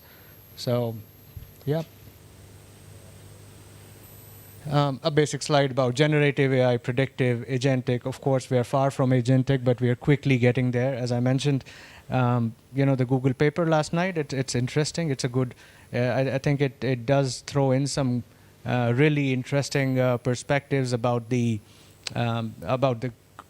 criminality, about the autonomous use, about how how the AI agents could not only book your tickets for you, but, for example, if I ask the agent to book a ticket, and I know that there are no tickets, could it unbook somebody else's ticket and still book mine? Is that possible? Apparently it is. So, would that lead to, that would be disruption, I would say. If I really want to watch a movie and I'm not getting the tickets, but my AI agent is hell-bent and is able to get to the system and unbook somebody else's ticket, book mine, how cool would that be? Well, for me at least. Yeah, I think that's primarily it. A little bit about the risks and, yeah, go for it. Next one. Yeah, a little bit about the job displacement risks, cybersecurity implications. We talked about that. Proliferation of misinformation. We have seen all that happening at a rapid scale on social media. So the ability of AI to generate doctored videos or audios or news pieces, articles, things that look really similar, websites that look really identical to your HDFC or an HSBC bank website. Yes, those are threats, and we need to educate ourselves and make sure everybody knows how to deal with it. Otherwise, the proliferation or the the more deep-rooted the problem is, the more difficult would it be for anybody to solve it at a later time. Yeah, I think that's mostly it. It took me just 10 minutes to make that presentation. I used an AI agent. I truly did. Yeah, I did. I can share the name of the website. It is beautiful. If you give the prompts correctly, it just takes 5 minutes to get it all done, along with the pictures and everything. But hey, thank you. Appreciate it.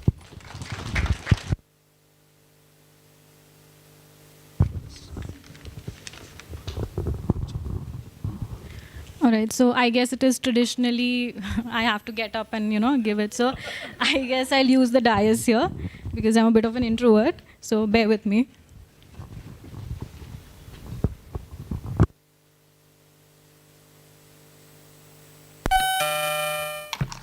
Okay. All right, so I guess we all have talked a lot about. Am I okay?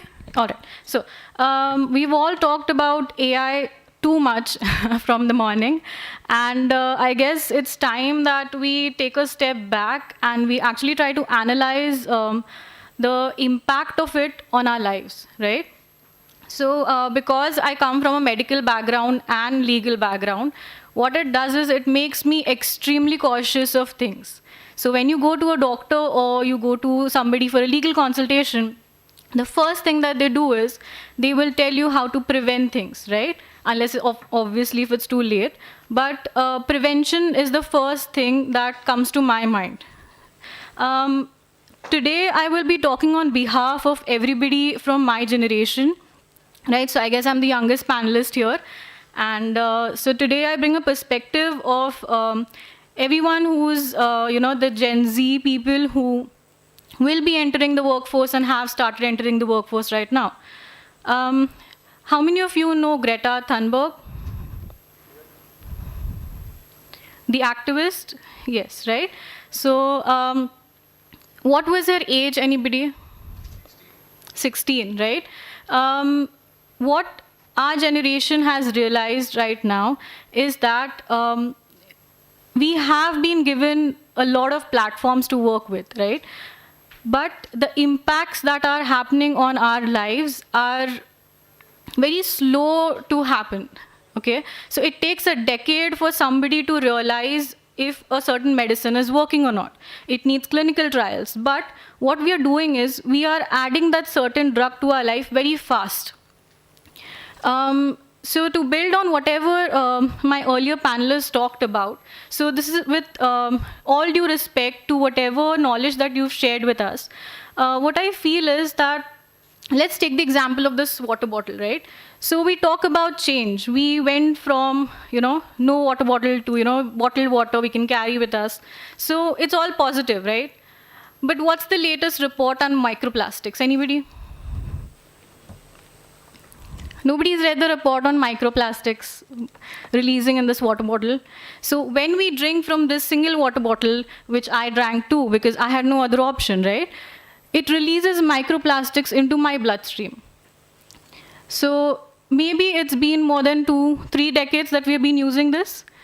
But now we realize how harmful this single bottle can be for us. Because every blood test that is happening in case of trials has microplastics that are being detected. So I am here to talk about a more cautionary side of AI, where we need to, I guess, sort of tame the horse, as you say, right? We are moving very fast. India as a country is very fast in case of adaptation. Similarly to the US. But when we compare ourselves to the European Union, they are very slow, right? Today, even in places like Germany, they do not use UPI. They use cash. If you want an OTP for a certain thing, it is actually delivered to you via a mail, paper-based mail, right? But for us, what we do is we enter the details and we get the OTP immediately on our phones. But why do you think they are not, fast to adapt to things? Anybody? Why are the European nations not adapting to the changes so fast?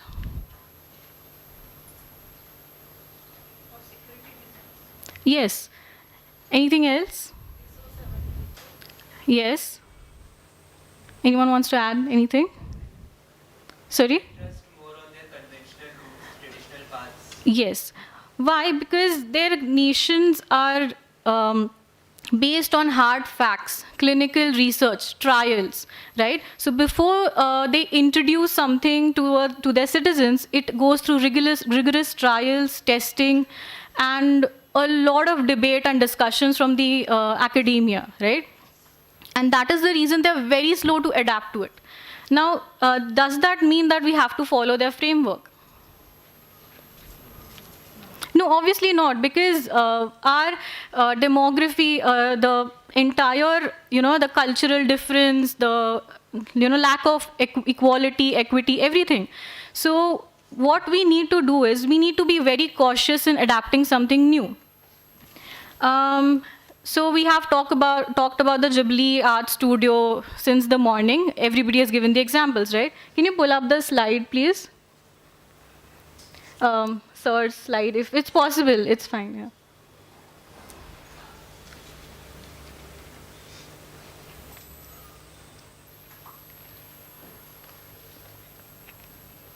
Just the first slide.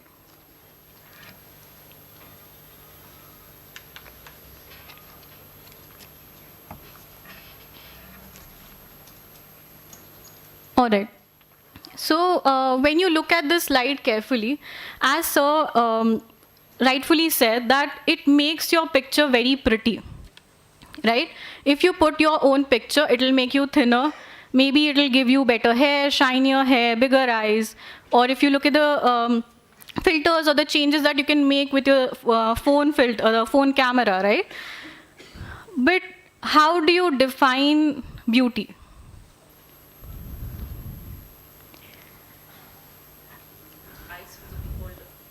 Yes, but when we talk about this is making your pictures prettier, whose eyes are we actually talking about?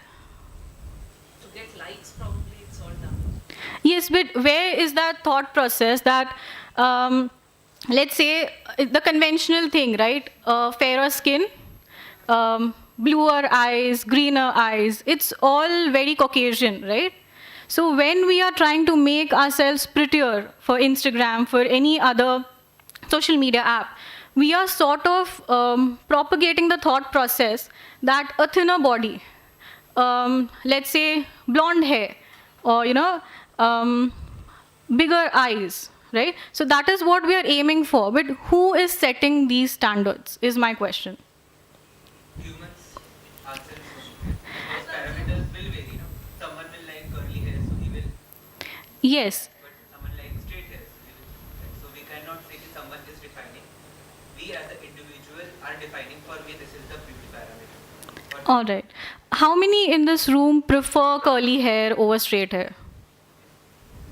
It's okay with your girlfriends, it's fine. But do you prefer curly hair on yourselves or with your partners? Yes. There are maybe 2-3 people here. How many of you prefer straight hair? Now this AI model is going to think that straight hair is prettier than curlier hair because majority of them have voted for the straight hair one, right? So today I want to talk about what are you actually entering into your AI models. Are we really thinking about what we are training them to do, right? Is it actually leading to more body complexes? Is it leading to a more scared and anxious generation about their looks?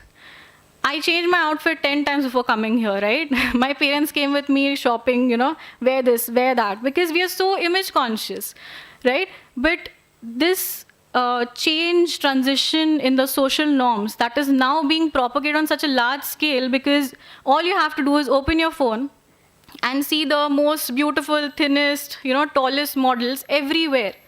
And what you do is you go in the mirror and you look at yourself. And now you think, okay, how can I become like them? But who said that they are the ones who are prettier than you, right? Because the algorithm behind the Instagram is promoting, or any other social media app, is promoting that beauty standard, all right? So this is what the bias in your AI models is what you guys deal with is, right? So to deal with this, I guess there's a theory of the black box. Anybody can explain what the black box is, on which ChatGPT is based? Yes, so what is a black box in that? All right, so room full of engineers, come on, black box, okay. So, all right, so black box is something when you are training an AI model, there is a model which is completely transparent, where you see how the processes are happening, on what basis is it taking decisions, right? But when you talk about a black box, for example, the ChatGPT, you do not know on what parameters is it actually generating it. So the human intervention is very less in this case. So what happens here is the accountability immediately reduces. Who do you hold accountable here, right? I would like to also, shed light upon the infringement aspect that we talk about this Ghibli art. It was made by a very renowned artist, and it's his legacy. Now they have filed a case against generative AI for this. So for me, personally, I feel that when it comes to innovation, when it comes to the first principle of any IP is novelty, right? So when we talk about novelty, how much will it be appreciated when AI uses it arbitrarily without the permission of the person making it? Now, I'll give you a very personal example. When I was, working on my patent, so when I was working on my mask, I used to hide my diaries. I used to stay in a hostel, and I used to hide my diaries from my roommate. When I used to go for, asking my mentor, I would make sure that nobody knows that I'm going there. And I feel this is a very similar experience for everybody who's into research. So why are we trying so badly to protect it? Because we want to be the first one, right? We want it in our own names. We want the credit, as somebody rightfully said in the panel, that we want the credit for it. We feel nice that it comes, from us. So this is something we need to really understand, that how will the innovations get impacted when the AI goes beyond the scope of IP rights, beyond the scope of copyrights. This should not be something that is impacting innovation, because after a point of time, if I am putting in 2 years of hard work into one product, or let's say working on a publication, and somebody else just uses it in their own form and monetarily, starts benefiting from it without giving me the due credit. Now, this is where I feel we should draw the line, and AI is dangerously encroaching on the boundaries of IP Act, right?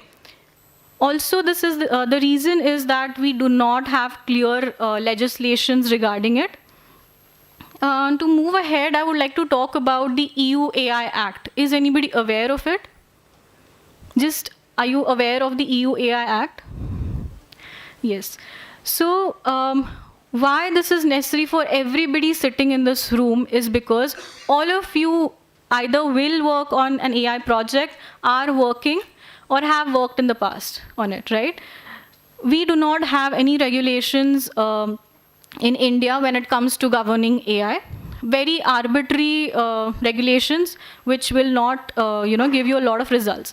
But what we have to look up to is the EU AI Act. So European Union has come up with an act that was partly implemented last year and will finally come into force next year, I guess.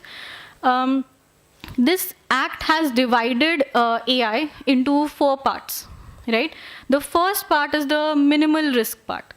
Now, what comes in minimal risk? When you go to a website and you see, okay, ask our expert, the basic chatbots that we make, right? So that will come under minimal risk. It needs absolutely no monitoring or no permissions whatsoever. When we move to the next level, that is your limited risk. So in limited risk, you have deepfakes and you have ChatGPT-like models. So these LLMs you have in, limited risk models. But here they have mentioned, and I want you to pay attention for everybody who is using deepfakes or will use deepfakes for whatever reason, ethical, unethical. For use in EU, you have to mention that this is a deepfake or this is an AI-generated image.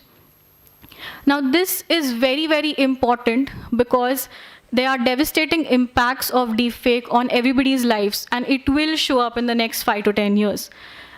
It creates havocs in court because they do not know whether a certain, video generated is, it's either generated or it's a true video, right? Now, when you move to another level, that is the high risk level, here they talk about the healthcare, they talk about the legislation, all the sectors that impact our lives or can lead to a life and death situation. For example, let's talk about an AI healthcare app or maybe robotic surgery. If this app is made by people who have absolutely no knowledge in medicine, this is going to cause problems. If you were going to develop this app in EU, what they would ask you to do is they would ask for the credentials of the person making it, the person's feeding data, extensive clinical trials, and finally all the reports and the feedbacks from people using it. So what they have made is a sandbox, right? So it's a saying basically that what happens in a sandbox stays in a sandbox, right? So what they do is they sort of ask you to work in that sandbox. That is, they create a controlled environment where you can play around with your own AI model and they test the ethics of it, right?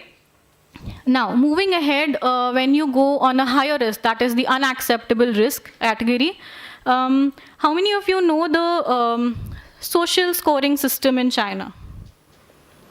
Or maybe just roughly heard about the social scoring system?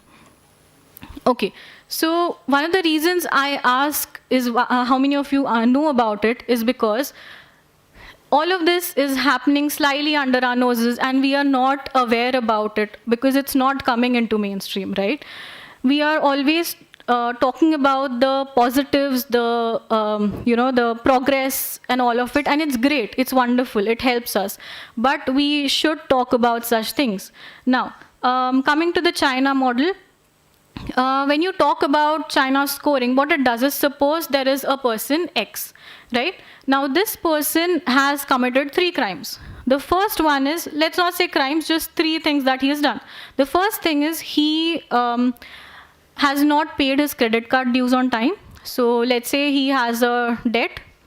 Second would be he was caught jaywalking.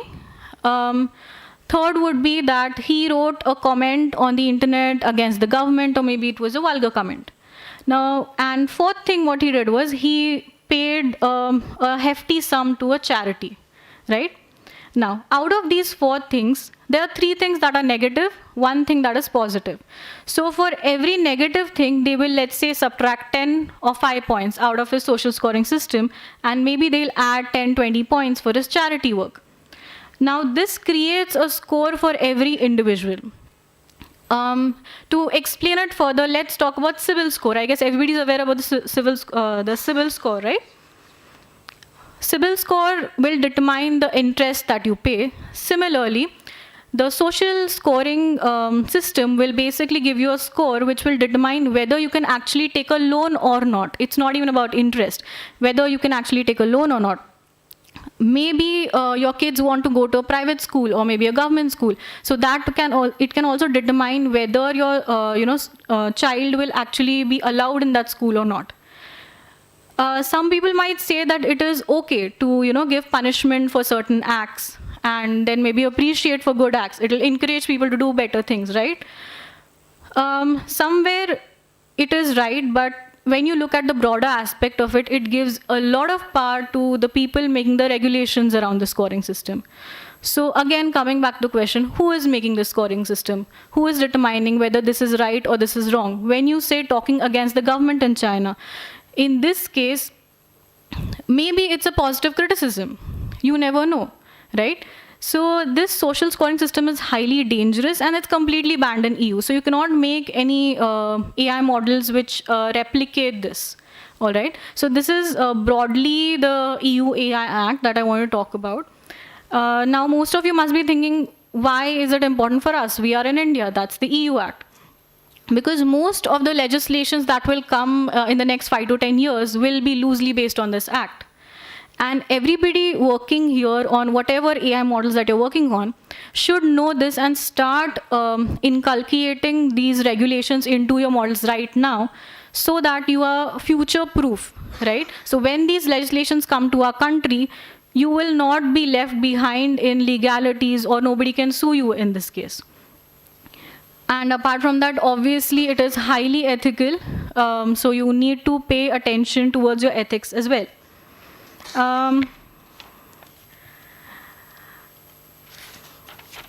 Yes, just a sec. I want to add one more thing.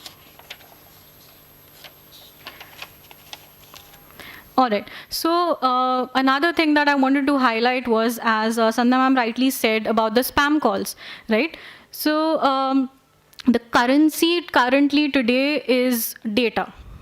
Data is the highest form of currency that anybody can have.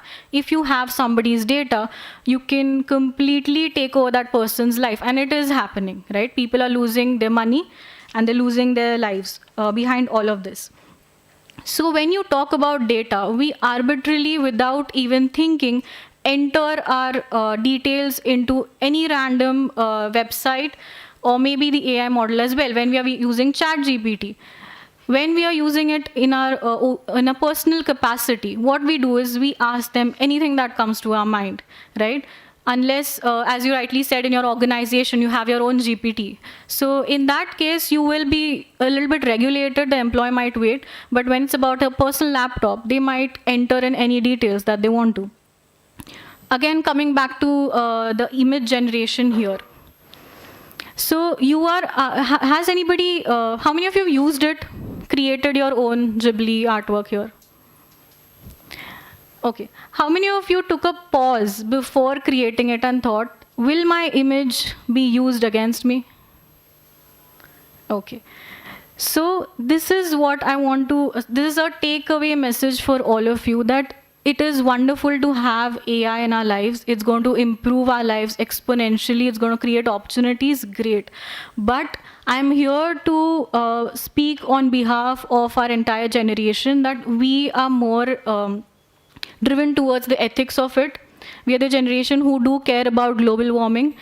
And we want to act as a roadblock, or maybe just speed breakers and those barricades that the police checks you, that if you are moving too fast and it might cause problems for us after decades, right?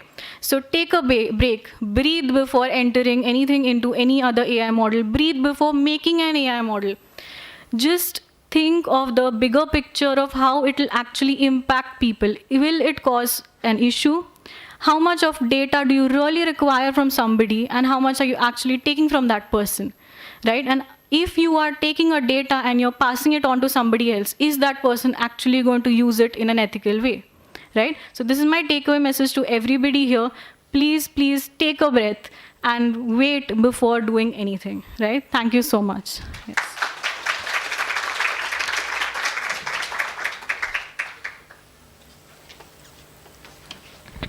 I'd like to take a moment to introduce Dr. Sunil B. Somani, Chairman of the IETE Pune Center. Dr. Sunil Somani is an Associate Professor and MTech Coordinator in the School of Electronics and Communication Engineering, VLSI and Embedded Systems Specialization, MIT WPU. With over 25 years of experience, he is a Fellow of IETE, Member of IE, Life Member of ISTE, and Senior Member of IEEE. His research interests lie in the fields of wireless communication, digital communication, computer networks, IoT, and signal processing. He has published 42 research papers in the international and national level journals. I'd like to request Principal Dr. MP Dale to felicitate Dr. Sunil B. Somani.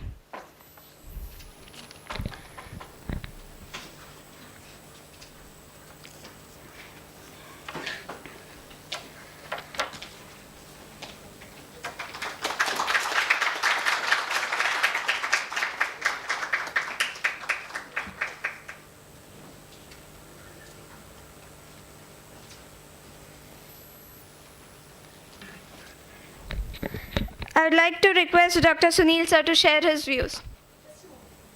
We'll just finish with the task. Two minutes, sir. I had one question for the panel. Okay. Then we'll just follow you on both. I have a question for Mr. Prantik. In near future, it may happen that we in the education sector may use AI for evaluating our students. Do you think this may lead to some stress or fear in the students that we'll not measure them as per their abilities? I think the question lies, the answer lies in the question itself, because you will be using AI for the evaluation. But after the evaluation is done, suppose koi A hai, koi B hai, koi C hai, suppose that's how you are evaluating. Somebody is good in certain subject, somebody is not so good in subject, somebody needs improvement in certain subject. If that is the result of the evaluation, what you do after the evaluation is the human touch. You can use AI for evaluation because that is a repetitive process. You will be doing it for 100 students. So manually करना ज़्यादा मुश्किल रहेगा, AI को use करने ज़्यादा easy रहेगा. But once you have got that evaluation, how you are using that evaluation to build up the child, the student, the nurturing of the student. If the child is seeing the marks and feeling low, it's only you as a faculty member, as a teacher, as the second parent in the college is the human touch. The emotional intelligence plays a role there. AI can't do that. I mean, I think we already established that the students are using AI to do their assignments and papers, and you're using it to evaluate it. So I think we are fair.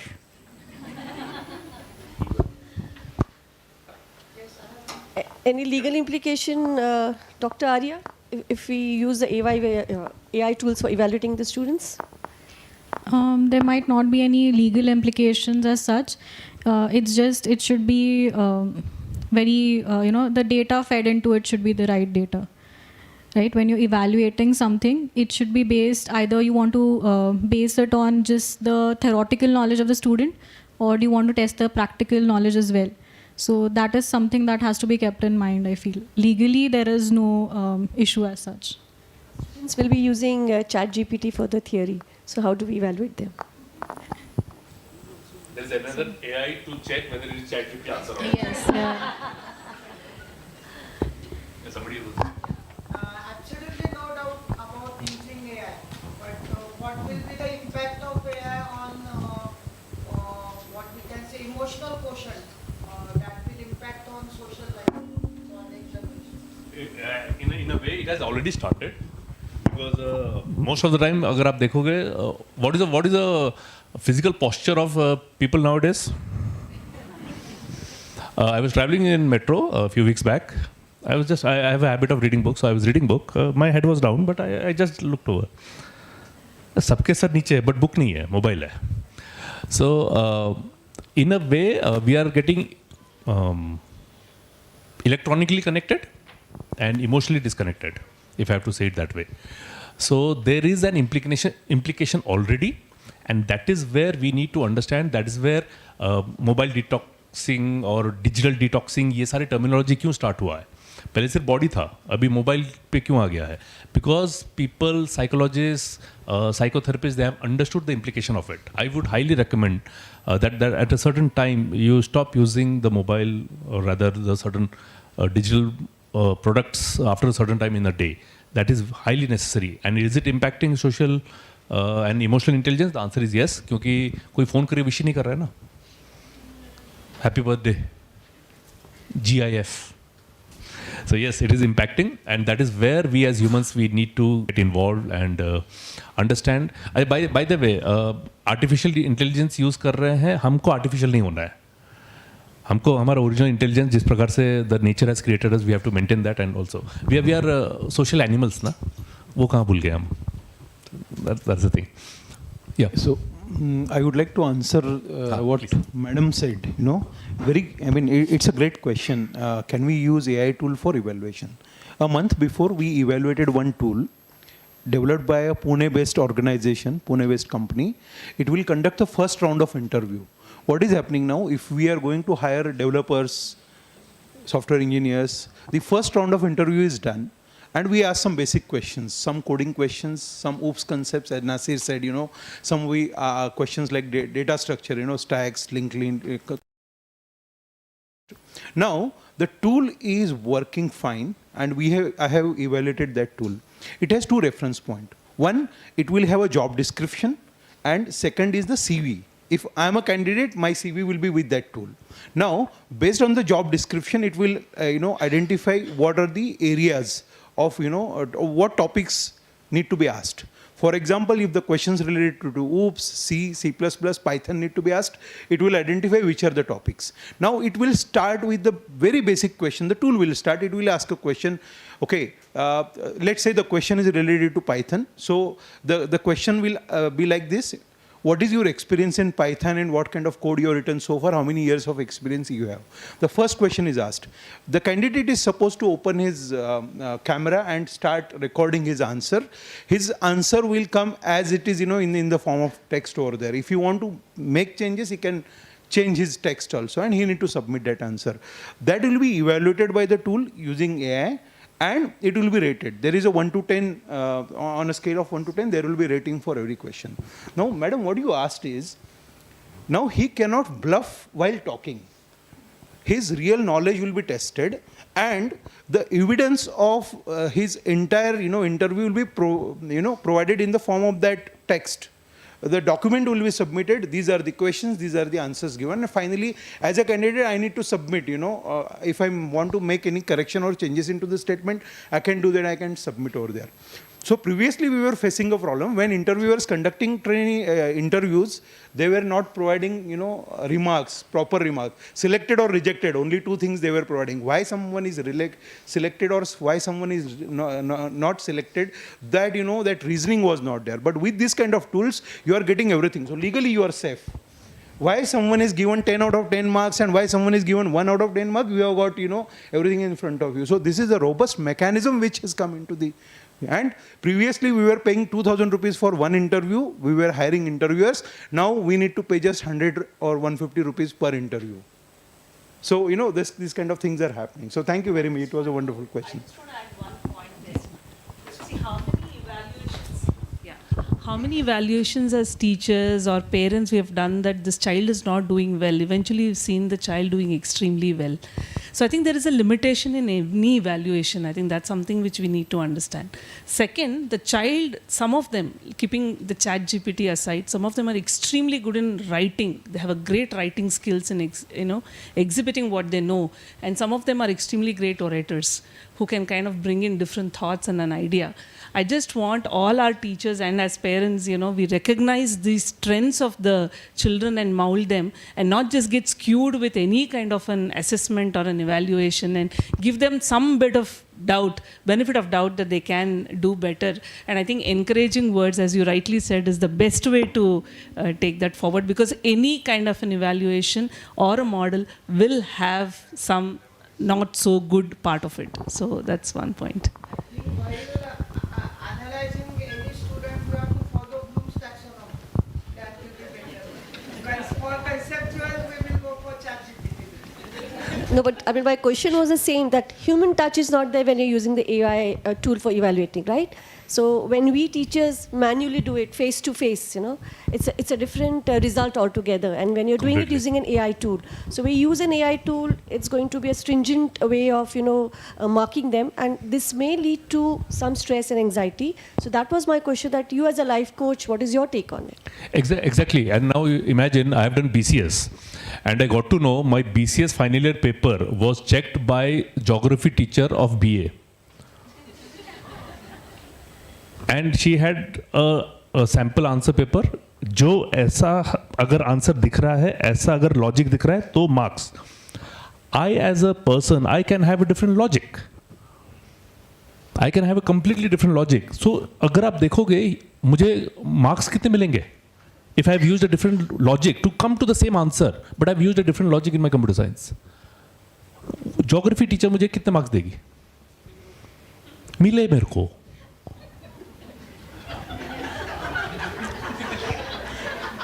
मिले हम गम. So now this is also evaluation, human evaluation. अभी इसको कैसे check करेंगे?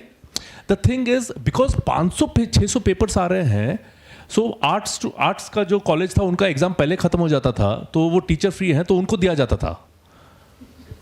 And I'm not bluffing. You can go and check it out with the University of Pune, 2002 batch. AI is more reliable. So ऐसे case में जो sir ने बताया, वो evaluation will play a vital role, because वहाँ पे logic नहीं कि ऐसा नहीं है, it can come out any way. वो कमांड हम दे सकते हैं. ज्योग्राफी टीचर को कौन समझाए? उनको और 10 साल लगेंगे हमारे कंप्यूटर्स का लॉजिक समझने के लिए. So there is lot of time gap. So human evaluation हमेशा सही होगा ये भी नहीं है. Obviously there is a limitation in the AI evaluation also. Obviously it will be there because we humans only have done it. But इस प्रकार के error के chances कम हो जाते हैं. Like जो software के बारे में उन्होंने बताया, is it done by Parth Pandya? Okay.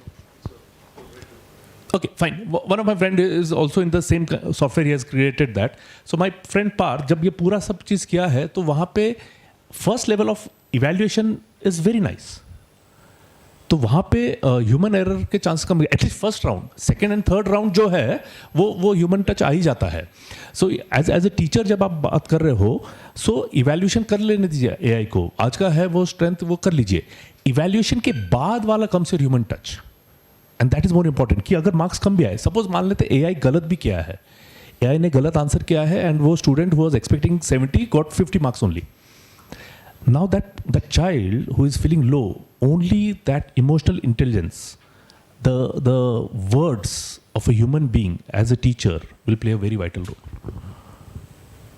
So वो and खुद ही देख लीजिए कि how many of you in your college time have sent a re-evaluation के लिए दोबारा कॉलेज में भेजा है, मार्क्स बढ़ के आए.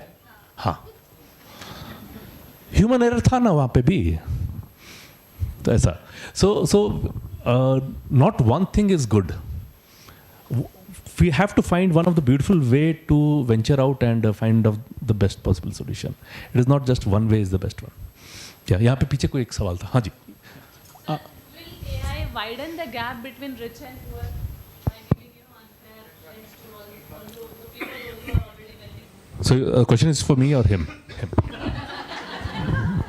My sense of richness is different.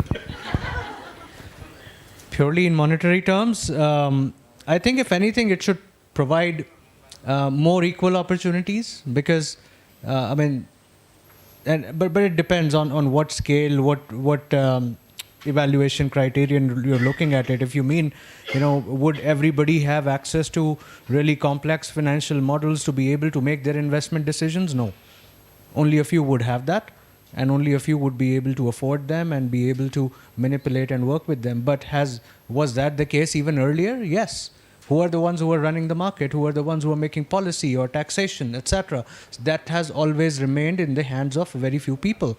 So I still think it's very early to assess whether it would make poor people more poorer and rich people more richer. It's anybody's verdict or anybody's guess, but it is a fact. It's like when we did not have the phones, there were many people who did not really like to carry a phone because it seemed like an additional burden, seemed like really an expensive thing to carry around and expensive to manage. But gradually, as more and more people adopted it, knew that you have to have one. There's no way around it. So AI is one of those things. It may not be as tangible, may not be as easy to hold and feel and touch it, but the fact is it has invaded every aspect of our life. So I think the decision on whether people would be richer or poorer, again there would be forces and counter forces in either direction, and how well do those forces settle around in one way or the other I'm nobody to predict it. Way beyond my pay grade, honestly. I'll just add up to her answer, her question. One thing we need to realize, AI कुछ नया नहीं कर रहा है. AI is just magnifying what you already are. अगर आपको पहले भी ये डर था यार ये ऐसा चीज़ हो जाए तो मैं गरीब रहूँगा, AI उस फीलिंग को एम्पलीफाई करेगा. अगर आपको पैसा कमाना आता है, AI उसी चीज़ को एम्पलीफाई करेगा. AI is an amplifier, please understand that. अगर किसी को डर है, 1999 2000 में एक आया था कंप्यूटर्स नौकरी खा लेगा, Y2K की वजह बहुत प्रॉब्लम हो जाए, कंप्यूटर्स है और कंप्यूटर्स नौकरी खा जाएगा. आज भी वही सवाल आ रहा है, 2000 में वही सवाल, 2025 में भी वही सवाल. 25 साल में क्या बदला? It is our self worth जो है, that is the question. It is not about the jobs है कि नहीं है, it's the self esteem, it's the self worth. मुझे जॉब नहीं मिलेगा, AI मेरा जॉब खा लेगा, it's the issue of the self worth, nothing to do with AI. जी सर, आपका एक था. I have questions, but starting with Sharad, then to Dr. Arya, and then to you. So if, let's say, there is a transaction happening in the bank, and then there have some, the algorithm cannot predict that it's spurious or anything. Or you as an owner don't know that there are transactions going on, but then at the end of the day, it is being told that the income tax department is now working with an AI agent. So they are, we all are under the radar. But if we get a notice from the department, then, and we don't even are aware about it, but then in that case, we have all the proofs and everything, and we go to the bureaucrats. So the bureaucrats would eventually have their own say, because now that you have gotten the notice. So the question to Sharad would be, from a banking perspective, how would that be monitored from our end? Because now that is AI controlled. To Dr. Arya would be, for the bureaucrat level, if it is AI controlled, how would that Babu know that, it is kind of just the notice, but I have everything? Because as Sharad rightly said, he might say that I am here to make money. So, but then here you are adding emotional intelligence here, you are adding emotional touch here. But then how are we handling these situations when it comes to human interaction? So I can cite a personal example. Just last week, I was trying to renew my PMP certification, and again the service is of course outside, and I was trying to make a payment through a card which I had not used before, and suddenly I got a pop-up message that your transaction is blocked. Again, the focus about looking at anomalies, looking at behavior which is not normal to my way of doing the transactions, or my bank expecting me to make that transaction, because I make that transaction once a year. So I've not made it with the new card that there is. So they put a stop to it, called me up. It was an auto-generated. So again, this is AI, because they detected that anomaly, called me up. Have you made that transaction? I had to press 1 or 2, whatever the options were. But by the time I could do that, I could not do that in time, so it hung up. 10 seconds later, I received an email that you have the option of pressing a yes or a no, and then we would proceed or decline the transaction. So I think even the Indian banks have come up with some really smart ways and topics of detecting the anomalies, acting upon it, giving you an indication whether something is going wrong. And a lot of it is driven through a lot of instances that we have seen recently of people getting duped of their money, or putting incorrect options, or giving their information to the others. Now, when it comes to taxation, I still remember, and Ganeshan sir is here, so he can probably throw more light. Thank you. But a few years ago, there used to be a case officer assigned to your case when you were filing return, IT return. So if you had a problem, you had to go to the office, talk to that person, and you were given a name. That has been done away with. So right now, you have to respond to any queries online. You have to provide your evidence online and be able to, without anybody's manual intervention. So it takes away that judgment, takes away that possibility that somebody may try to trouble you or try to extort money from you. So I think that there are advancements which are being made, whether it's a banking or governance or the whole financial infrastructure as such. Not perfect, of course, because the more you grow and improve, the more would be the loopholes, or more would be there would be instances where the fraudsters would try and finding more loopholes. So never-ending topic, and that's why it becomes more and more important to be vigilant, be careful, and know what the rules are, laws are, and be in tune with the times. Thank you. Okay, due to constraint of time, we have to we'll resume the question and answers after the lunch. Okay. Will we have the capacity to answer after the Okay, Yomesh. Okay. It has been an engaging and insightful discussion. A heartfelt thank you to all the panelists and the audience. As we come to the conclusion of our 2 thought-provoking panel discussions, it's time to hear from someone who has observed both the conversations with a keen eye and a wealth of expertise. Allow me to introduce Mr. Prasad Kulkarni, the Global Head of Learning and Development at Onyx Datamatica. He has over 20 years of experience in driving learning strategy, compatibility building, and digital transformation in the IT sector. I'd kindly request Principal Dr. MP Dale to felicitate Prasad sir with a token of admiration.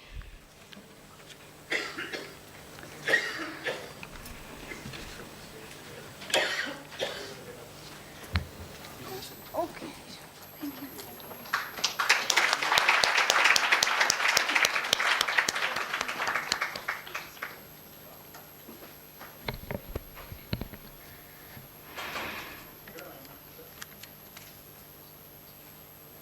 We are truly fortunate to have Mr. Kulkarni with us today.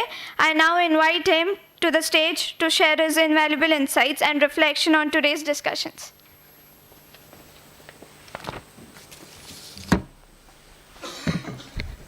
Thank you and good afternoon, everyone. The job is tougher when I'm standing between a lunch and, you all. But I will not take much of the time. I will just try and do it in 5 minutes, not more than 5 minutes. Thought-provoking panel discussions today we have seen. We started with the keynote address by Sanjay. What she demonstrated with the, example she had. We have seen that today's kids, they are very fast in adopting new things. It was difficult for us to do that, but they could do it perfectly. So AI adoption is like that. So very well started with her experience and the demonstration. And it was followed by the first keynote, first panel discussion. Very well monitored by Naved, Nasir, Sandhya was part of that. And Nilesh Sane with his, personalized experience as a, consultant. A lot of things, came into that. What we learned is that it started with the, is it really a disruption? So it started with that.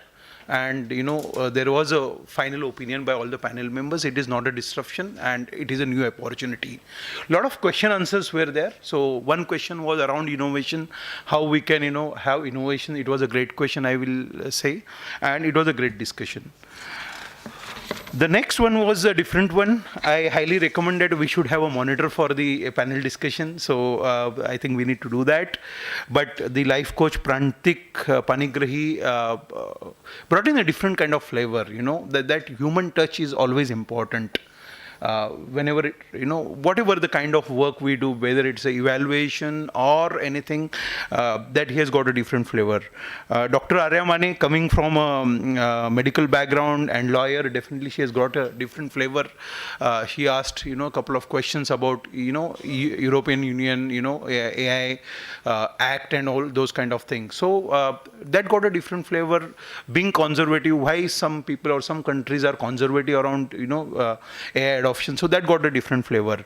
Sharad Bhanu, he started with a very, interesting question, and his pictures provoked, how many of you have explored the Gillibis studio, and he asked that question, how many of you have tried your own images? It started with that, and he gave a different perspective.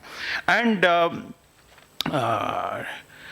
the interesting question answers, especially madam said that can we do the evaluation using AI. So I think all in all we had great discussions today, the first panel and the second panel. The theme of the session says that the impact of AI on learning and jobs. So I would like to summarize, and if I'm allowed to provide my few inputs, I would like to share here. I look at it when I saw the topic. There are three stakeholders. One is a student, is a very important stakeholder in this the ecosystem. Second one is the faculty who are teaching students, and the third one is the policymakers. When I say policymakers, your college, your the trust, or university, government, they all will fall into that, bucket. So the role of all these, for now, for this discussion, I will say there are three stakeholders now: students, teachers, trainers, and the policymakers. Their role is changing now, and they need to understand, what is going to be their role. And from today's overall discussion, I could, gauge that the trainers, teachers, the organization, institutions, they have understood their role. I mean, it is the changing role, and how we are going to make it better. So for students, I have noted down few things. They need to adopt AI-based learning platforms. If they are not, and this is a high time to invest in themselves. I will not take any names, but there are some learning platforms which are available and they are using AI. Now, one learning platform which I am using in my organization, I bought it 1 year before. When I bought it, AI was not there. If I want, let's say, system design and thinking, I want a course on that. Okay, I want a course on time management or on anything, stakeholder management, or how to manage your boss, as simple as that. So I used to search by that name. Now I have a AI tool. I can give my problem statement, what challenges I am facing, and it will come up with this thing. And in the same way, there are AI tools applied by all departments. Recruitment team, if you are using AI agents for building your CVs, we have our tools which will identify which platform, which AI agent you have used to build your tools, how original is your CV kind of thing. So all functions they are using AI. So for students, I will say adopt AI-based learning platforms. Build digital and AI literacy, and I will recommend that I recommend to my students.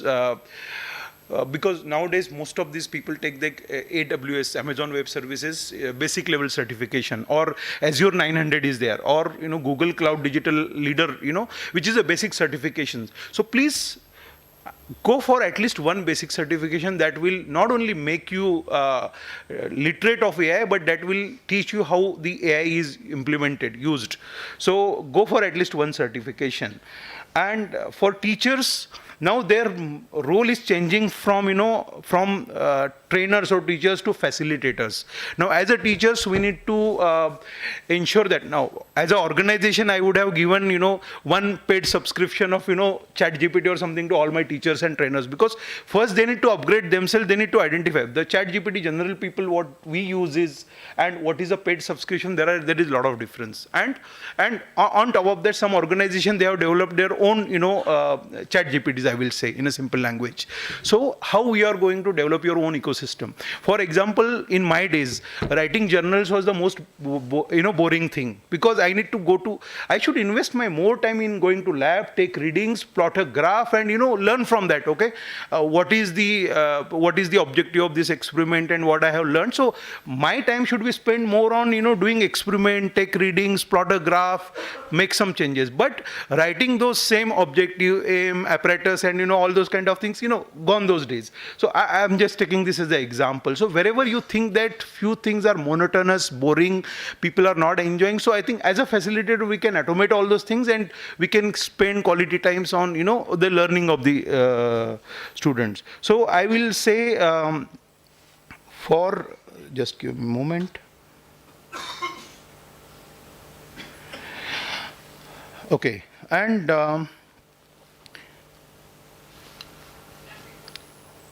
okay, use automated tools wherever, for grading and feedback, and also I think the tools are available over there. And,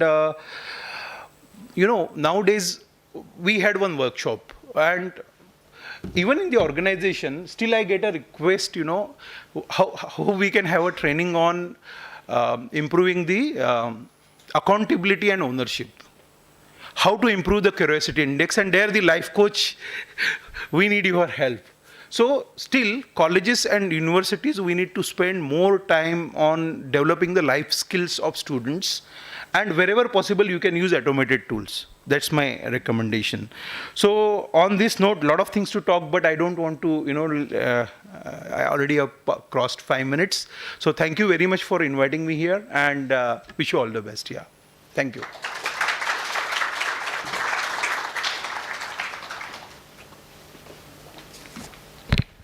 I extend my deepest gratitude to our esteemed panelists for their expertise, to Mr. Kulkarni for his reflective insights, and to our engaged audience for being part of this meaningful exchange. Let us take these discussions forward, fostering innovation while staying mindful of the ethical and social implications of AI. Now there will be a lunch break. Let's assemble back at 2:45. Thank you.